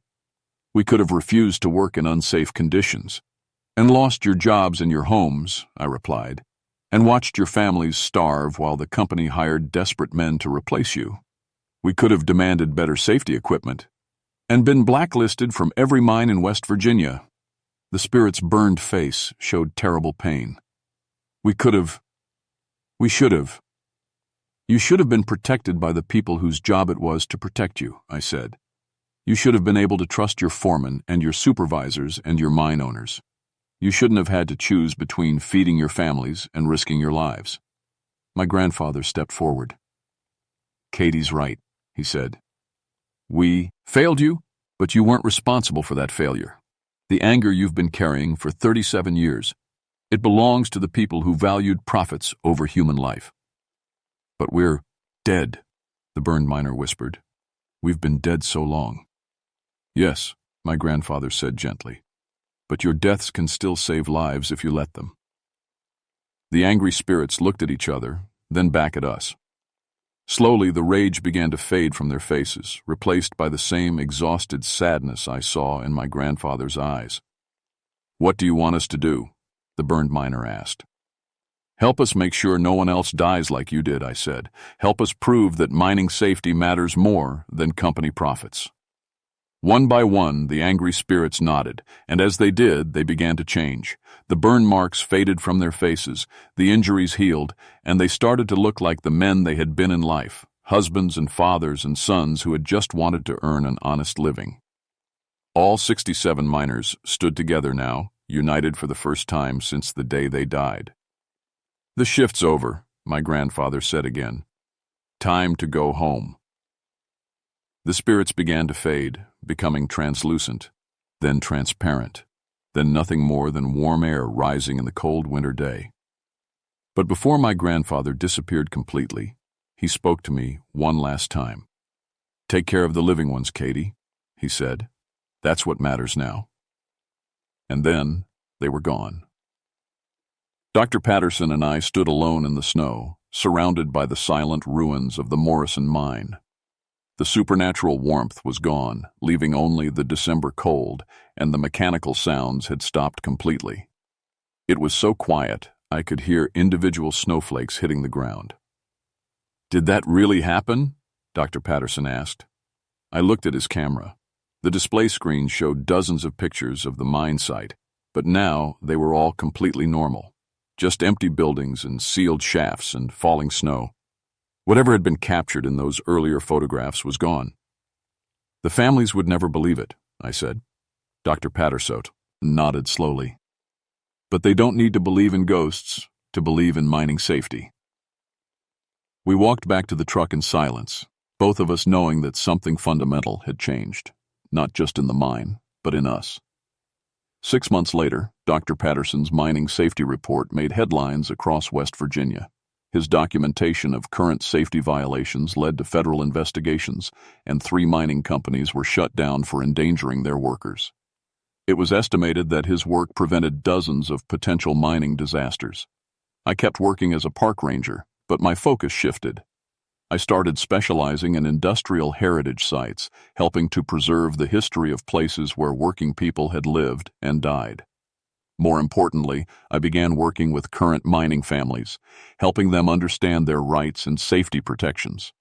The Morrison mine was officially sealed in the spring of 1990. The state said it was for safety reasons, unstable ground conditions, and potential structural collapse. But I knew the real reason. The spirits were at rest. There was no longer anything there worth protecting. I never talked publicly about what happened that December day. Who would believe me? But sometimes, when I'm working late at night on mining safety reports or helping families whose loved ones were injured in industrial accidents, I feel a warmth in the air that reminds me of my grandfather's presence.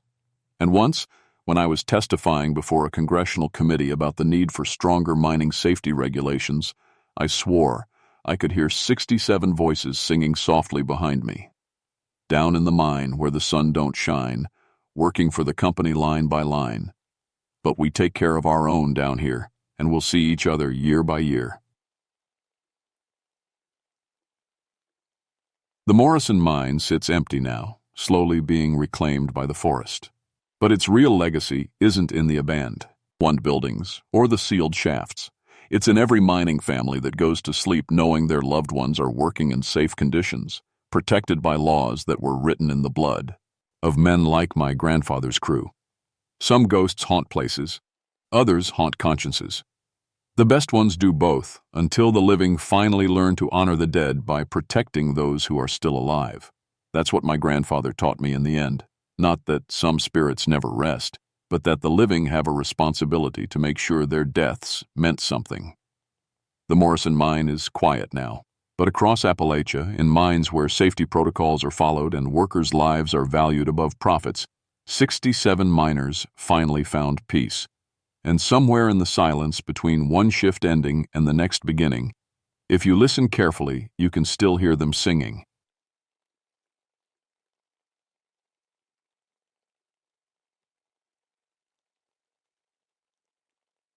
My name is William Hawthorne, but everyone calls me Billy. I've been a park ranger for 21 years now, working the Daniel Boone National Forest in Kentucky. My daddy was the county sheriff, and his daddy before him wore a badge too. Law runs in our blood, I guess you could say. I never put much stock in the old stories growing up. Every hollow in Kentucky's got tales about devils and demons lurking in the dark places. My grandmother used to tell me about creatures that punished sinners, things that lived in caves and fed on the wicked. I figured it was just mountain folk trying to scare their kids straight, maybe keep them away from the bootleggers who'd been hiding stills in these hills since before the Civil War. By the summer of 1972, I'd busted more than 50 illegal moonshine operations. I knew every trick in the book, how they hid their stills, where they ran their lines, how they covered their smoke. The federal boys from ATF would call me in when they needed someone who knew the territory. I was good at my job because I understood these mountains like they were part of my own body. That August was brutal hot. We hadn't seen rain in 6 weeks, and the whole forest felt like it was holding its breath. The leaves hung limp and yellow, and even the streams were running low. It was the kind of heat that made men do stupid things, the kind that brought out the worst in people. I was sitting in my office, fan blowing hot air around like an oven, when Agent Frank Morrison from ATF walked in.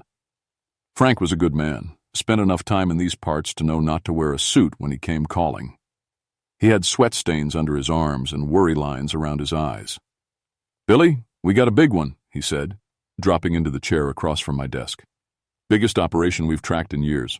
Somewhere up in the Red River Gorge area, probably moving hundreds of gallons per week."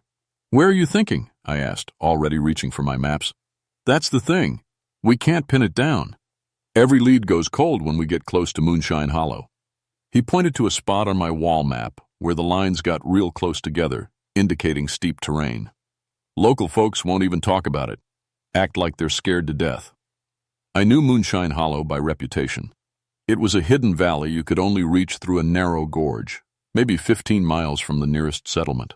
No roads in or out. During the Civil War, deserters from both armies used to hide up there. After that, it became a bootlegger's paradise. Isolated, defendable, with good water and plenty of timber for fires. "I've never been up there myself," I admitted. "Always seemed like more trouble than it was worth. If someone's running a big operation there, though, we need your help, Billy. You know this country better than anyone. Federal resources, full support, whatever you need." Frank leaned forward. "But I'm not going to lie to you. Something's not right about this whole thing." "What do you mean?" "We sent 2 agents up there last month. They came back spooked. Wouldn't say much, but they kept talking about the smell. Said the whole hollow reeked like sulfur, like someone was burning matches by the thousands. And the equipment, their radios went crazy. Compasses spun like tops. One of them swore his metal flashlight started rusting while he was holding it. I laughed, but it came out hollow. Sounds like they found some kind of chemical operation. Maybe not just moonshine. Maybe. Frank didn't look convinced. Will you help us? I studied the map again. Moonshine Hollow sat in a bend of the Red River, surrounded by sandstone cliffs and natural arches. It was beautiful country, the kind that made you understand why people fought so hard to keep it. But looking at it, now with Frank's words hanging in the air, it seemed different somehow. Darker. When do we go? I asked. Tomorrow morning, early. I've got Agent Thompson coming down from Louisville, and Deputy Carson from the county said he'd meet us at the trailhead. Frank stood up, hat in his hands. Billy, I appreciate this. I really do. After he left, I sat there looking at that map for a long time. The heat pressed down through the windows, and somewhere in the distance, I could hear thunder rolling across the mountains. But when I looked outside, the sky was clear as glass. That should have been my first warning. We met at dawn at the old logging road that dead-ended about 3 miles from Moonshine Hollow. Agent Thompson turned out to be a thin, nervous man with pale hands and city shoes. Deputy Carson was the opposite, built like a bear with arms like tree trunks and eyes that missed nothing. He'd grown up in these mountains, and I could tell by the way he kept glancing toward the hollow that he'd heard the stories too. Anyone been up this way recently? I asked Carson as we checked our gear. Not that I know of. Hikers avoid it, hunters too. My granddaddy used to say there was something wrong with that place, something that didn't want visitors. He hefted his pack, but I noticed his hand stayed close to his sidearm. Of course, that's just old mountain talk. We started up the trail in single file. The path was overgrown but still visible, probably used by bootleggers for decades. As we climbed higher, the forest grew quiet. Too quiet. I realized I hadn't heard a single bird since we left the road. Temperature's rising, Thompson said, wiping sweat from his forehead. Feels like it's getting hotter instead of cooler. He was right. Normally, heading up into the mountains meant cooler air, especially in the morning. But the higher we climbed, the more oppressive the heat became. It pressed against us like a living thing, making every step an effort. The smell hit us about 2 miles in. Jesus Christ, Carson muttered, pulling his shirt up over his nose. What is that? It was sulfur, thick and choking, like standing next to a paper mill on a bad day. But underneath it was something else, something sweet and rotten that made my stomach turn. Thompson was already breathing through his mouth, his face pale green. Chemical contamination, Frank said, but his voice didn't carry much conviction. Has to be. Some kind of industrial process. We pressed on, handkerchiefs over our faces. The trail wound between massive sandstone formations, some of them carved by wind and water into strange, twisted shapes that looked almost like faces in the dim morning light. The vegetation was wrong, too. Leaves brown and curled at the edges, bark peeling off trees in long strips. That's when we found the first still. It was about 100 yards off the trail, hidden in a stand of dead pines, or what was left of it. The copper pipes were twisted into impossible knots, the metal green with corrosion that looked like it had taken decades to accumulate. The wooden platform had been ripped apart by something with claws, long gouges scored deep into the oak planks. What the hell happened here? Thompson whispered. Carson was kneeling by the wreckage, his face grim. Look at these claw marks. Too big for a bear, too deep for a wildcat. He stood up, brushing dirt from his knees. And look at this copper. This is fresh equipment, maybe a few months old, but it's corroded like it's been sitting here for 50 years. Frank was taking pictures, his camera clicking steadily. Any idea what could do this? Before anyone could answer, we heard it. A low rumbling sound from deeper in the hollow, like distant thunder but wrong somehow. It rose and fell in a rhythm that almost sounded like breathing. The hair on the back of my neck stood up. We need to keep moving, I said. Sun's getting higher, and we've got a lot of ground to cover. But as we heared dead deeper into Moonshine Hollow, I kept thinking about my grandmother's stories, about things that lived in the dark places, things that hunted sinners and fed on the wicked. For the first time in my adult life, those old tales didn't seem so foolish. The trail split ahead, one path heading toward the sound of running water, the other climbing toward a series of caves carved into the cliff face. Frank consulted his map, then pointed toward the caves. Intelligence says the main operation should be up there. Natural cover, good ventilation for the smoke. As we started up the steep path, Thompson's radio crackled to life, nothing but static and strange rhythmic sounds that almost sounded like whispers. He adjusted the frequency, but the voices just got clearer. They weren't speaking English. "Equipment malfunction," Frank said quickly. "These cliffs play hell with radio signals." But I saw the way Carson's hand moved to the cross hanging around his neck, and I knew he was thinking the same thing I was. Some of those words sounded familiar, like the Latin my grandmother used to mutter when she was praying against evil. The cave entrance loomed ahead of us, a black mouth in the red sandstone. The sulfur smell was stronger here, rolling out of the darkness like fog, and from somewhere deep inside we could hear that rumbling sound again, closer now, louder, hungry. Frank pulled out his flashlight and tested the beam. The metal housing was already showing spots of corrosion, green patches spreading across the aluminum like cancer. Thompson's equipment was faring even worse. His camera had seized up completely, and the metal buckles on his pack were pitting and flaking. "We should radio for backup," Thompson said, his voice shaky. "This isn't just a moonshine operation." "Radio's dead," Frank replied grimly. "Has been since we started up the trail. Nothing but static and—" He paused. "Other things." Carson was studying the cave entrance, his flashlight beam dancing across strange markings carved into the stone. They weren't random scratches. They formed patterns, symbols that hurt to look at directly. "Boys, I don't think we're dealing with bootleggers anymore." As if summoned by his words, a scream echoed from deep inside the cave. Human, male, full of terror and agony. It went on far longer than any human throat should have been able to sustain, then cut off abruptly. "Someone's in trouble," I said, though every instinct I had was screaming at me to run. "We have to check it out." Frank nodded reluctantly. "Standard formation. Carson takes point, I'll follow, then Billy and Thompson. Stay close. Stay quiet." We entered the cave single file, our flashlight beams creating a small bubble of light in the pressing darkness. The sulfur smell was overwhelming now, mixed with something else. The copper scent of fresh blood and the sweet stench of rotting meat. Our footsteps echoed strangely, as if the cave was much larger than it appeared. 20 feet in, we found the first body. He was pinned to the cave wall by what looked like spears, but when Carson examined them closer, they turned out to be sharpened stalactites. The man was young, maybe 25, with the calloused hands of someone who worked with copper and fire. A moonshiner, no doubt about it.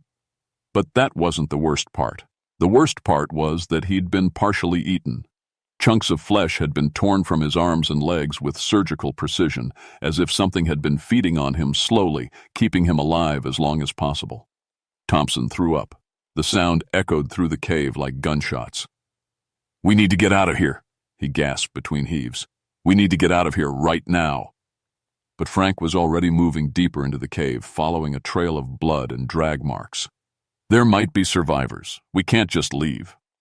The cave system opened up ahead of us, branching into multiple passages. Some led up, some down, and all of them breathed had sulphurous air like the lungs of a sleeping giant. The walls were covered with more of those symbol carvings, and in the dancing light of our flashlights, they almost seemed to move. That's when we heard the voices. They were coming from the passage that led deepest into the mountain, a low murmur of conversation in that same strange language we'd heard on the radio. But underneath the words was another sound, the wet, tearing noise of something feeding. Carson held up his hand for silence. We crept forward, our lights dimmed to faint glows. The passage curved to the right, opening into a natural cathedral chamber easily 50 feet high. And there, in the center, was the biggest moonshine operation I'd ever seen. Dozens of copper stills gleamed in the red light of several fires. Steam rose from cooling coils, and the air was thick with the smell of fermenting mash. It should have been impressive, the work of master craftsmen who knew their trade. Instead, it was a nightmare. The stills were arranged in a circle around a pit carved into the stone floor. The pit was filled with bones, human bones, gnawed clean and polished white. And moving between the stills, tending the fires and stirring the mash, were the workers. They had once been men. I could see that in their basic shape, their clothes, the tools they carried. But whatever they were now, they weren't human anymore. Their skin was gray and mottled. Their eyes reflected red in the firelight, and when they opened their mouths to speak in that ancient language, I could see rows of sharp teeth designed for tearing flesh. "Dear God in heaven," Carson whispered, his hand moving to his sidearm. That's when we saw the thing in charge. It stood 8 feet tall, with the basic shape of a man but wrong in every detail. Its skin was dark red like old blood, and its head was crowned with curling horns. Massive wings folded against its back, and when it moved, I could see cloven hooves instead of feet.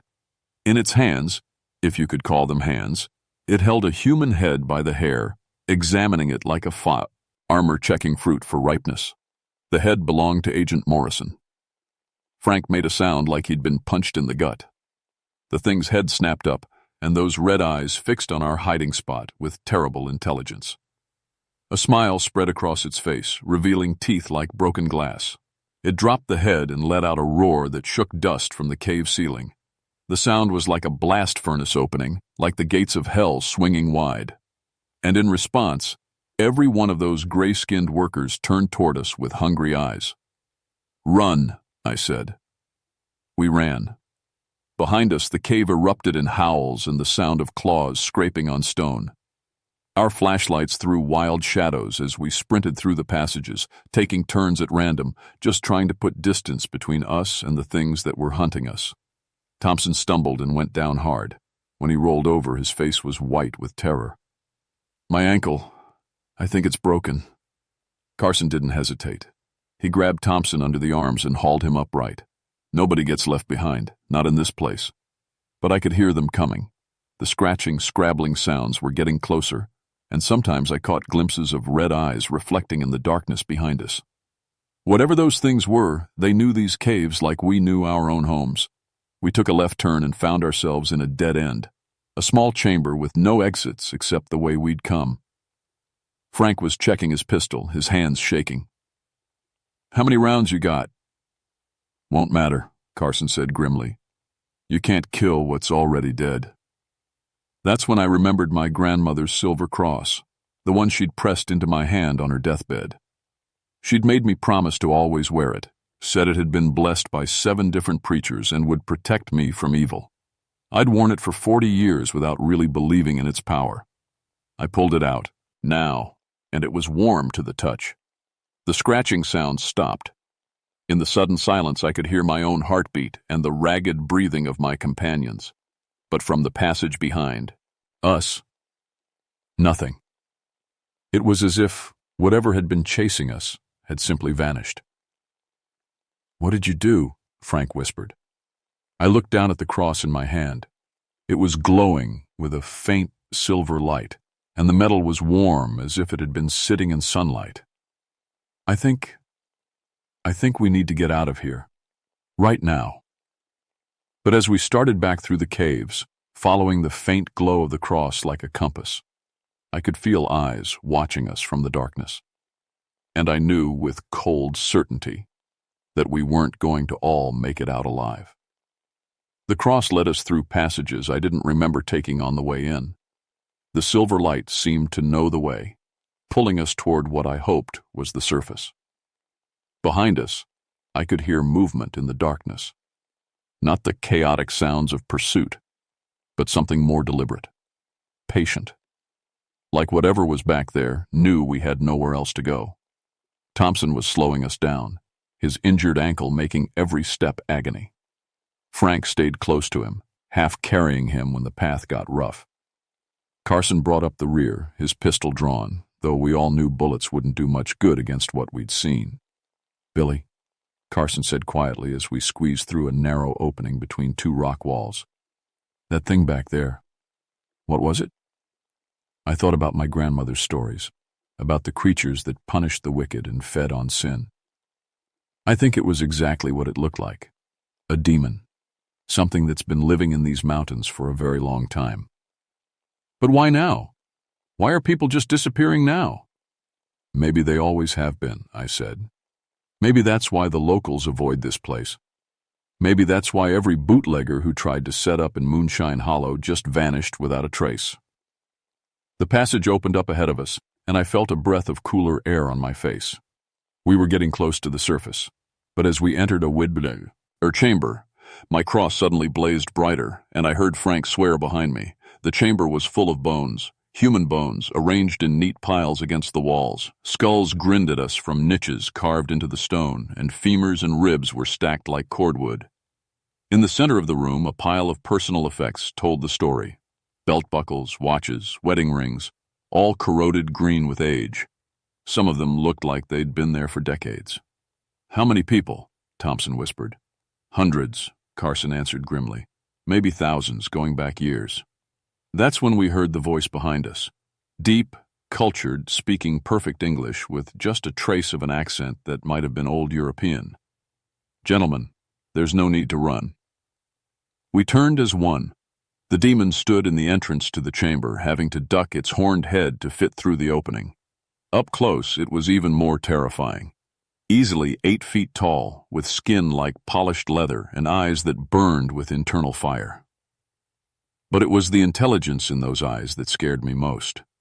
This wasn't some mindless beast. This was something ancient and cunning, something that had been hunting humans for longer than our civilization had existed. You're trespassing, it continued, folding its massive arms across its chest. This is my domain. Has been for centuries. What are you? Frank asked, his voice barely above a whisper. I am justice, the thing replied. I am punishment for those who transgress against the natural order, those who poison the earth with their greed, who corrupt the young with their vices, who profit from sin. Its gaze swept across the bone piles. Moonshiners, bootleggers, drug dealers, murderers, they all come to my mountain eventually, and I give them exactly what they deserve. You're talking about human beings, I said, surprised by the strength in my oath and voice. I'm talking about parasites, creatures who take from the earth and give nothing back but corruption. The demon took a step forward, and the temperature in the chamber rose, noticeably. But you're different. Law enforcement. Servants of order. Its eyes fixed on me. Tell me, Ranger Hawthorne, how many of my meals have you sent fleeing into my mountains over the years? I felt ice in my veins. What? Every bootlegger you've chased, every moonshiner who ran from your raids, every criminal who fled into the wilderness to escape justice. Where do you think they ended up? The demon smiled, and I could see rows of teeth like broken glass. I should thank you. You've been feeding me for years without even knowing it. You son of a bitch, Frank snarled, raising his pistol. Bullets won't work, Agent Morrison. Yes, I know who you are. I knew your partner, too. He screamed your name quite a lot before the end. Frank pulled the trigger anyway. The bullet struck the demon's center mass and simply flattened against its hide, falling harmlessly to the cave floor. The creature laughed, a sound like breaking glass and distant thunder. My turn, it said. The demon moved faster than anything that size had a right to. One moment it was standing in the entrance, the next it was among us, claws raking across Thompson's chest. The agent screamed and went down, blood spreading across his shirt in long gashes. Carson tried to tackle the thing, but it swatted him aside like he weighed nothing. He hit the cave wall with a sickening crack and slid to the floor, not moving. Frank emptied his clip into the demon's back, but the bullets might as well have been raindrops. The creature turned toward him with that terrible smile, claws extended. That's when I stepped forward, holding my grandmother's cross in front of me like a shield. The demon stopped dead, its red eyes fixed on the silver cross, and for the first time I saw something like fear cross its features. Impossible, it hissed. That trinket has no power here. But even as it spoke, the cross was growing brighter. The silver light filled the chamber, driving back the shadows and revealing the full horror of the bone piles. And where the light touched the demon's skin, steam began to rise. 7 preachers blessed this cross, I said, remembering my grandmother's words. 7 different churches, 7 different faiths, all united in one purpose: to drive back the darkness. The demon snarled and lunged forward, but the silver light struck it like a physical barrier. It stumbled backward, claws smoking where the light had touched them.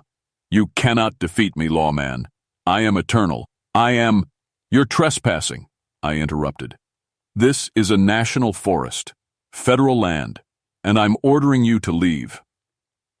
I don't know where those words came from, but as soon as I spoke them, the cross flared even brighter, and the demon let out a roar of pure rage and frustration. "This is not over," it snarled, backing toward the chamber entrance. "I will find you, Ranger Hawthorne. I will hunt you to the ends of the earth." "Maybe," I said, holding the cross steady. "But not today." The demon spread its wings and launched itself into the darkness, its parting shriek echoing through the cave system like the damned crying out from hell itself. I managed to get Carson awake, though he had a concussion and could barely walk straight. Thompson was in bad shape. Those claw marks had gone deep, and he was losing blood fast.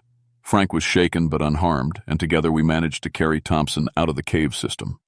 It took us 6 hours to reach the road, following the faint glow of my grandmother's cross through passages that seemed to shift and change when we weren't looking directly at them. By the time we stumbled into daylight, Thompson was unconscious, and Carson was mumbling about angels and demons. The official report listed the incident as a chemical explosion at an illegal distillery. Thompson spent 3 weeks in the hospital, but he never talked about what happened in the caves. Carson requested a transfer to a different county. Frank put in for early retirement and moved back to Ohio. As for me, I kept working in Daniel Boone National Forest for another 10 years, but I never went near Moonshine Hollow again. The area was officially sealed off due to geological instability, and federal warning signs were posted at every trailhead. But hikers still disappeared sometimes, usually the kind who ignored warnings and went looking for trouble. I started going to church regular after that August. My grandmother's cross hangs around my neck every day, warm against my skin like a promise.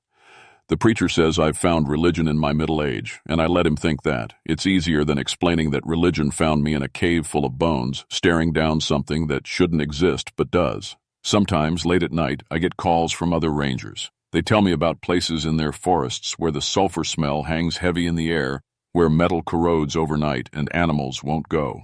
They ask me what they should do, and I tell them the same thing every time. Seal it off, post the warnings, and pray that whatever's down there stays sleeping. Because the thing about evil is that it's patient.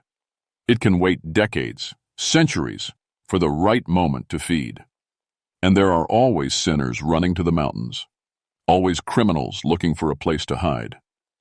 The demon in Moonshine Hollow might be gone, but others like it are out there, waiting in the dark places where law and civilization can't reach. 3 months after the incident, I got a call from a ranger in West Virginia. He'd found bootlegger equipment twisted into impossible shapes, metal corroded green overnight. The locals were talking about red eyes in the darkness and voices speaking in old tongues. I told him to get his grandmother's cross blessed by 7 preachers, just in case, because evil never really dies. It just moves on to the next hollow, the next mountain, the next place where sinners think they can hide from justice. And sometimes, when the wind is right and the moon is dark, I can still hear that demon's voice echoing across the mountains. "I will find you, Ranger Hawthorne." Maybe it will. Maybe someday I'll be walking a trail and smell that sulfur stench, feel that unnatural heat rising from the ground. But I'll be ready. I've got my faith, my cross, and 21 years of keeping the law in these ancient mountains. Some traditions exist for good reasons. Respect the old warnings. And if you're ever tempted to take up moonshining or any other kind of wickedness, remember this story. Because somewhere in the dark hollers of Appalachia, something's always watching, Something's always waiting, something's always hungry, and it knows your name.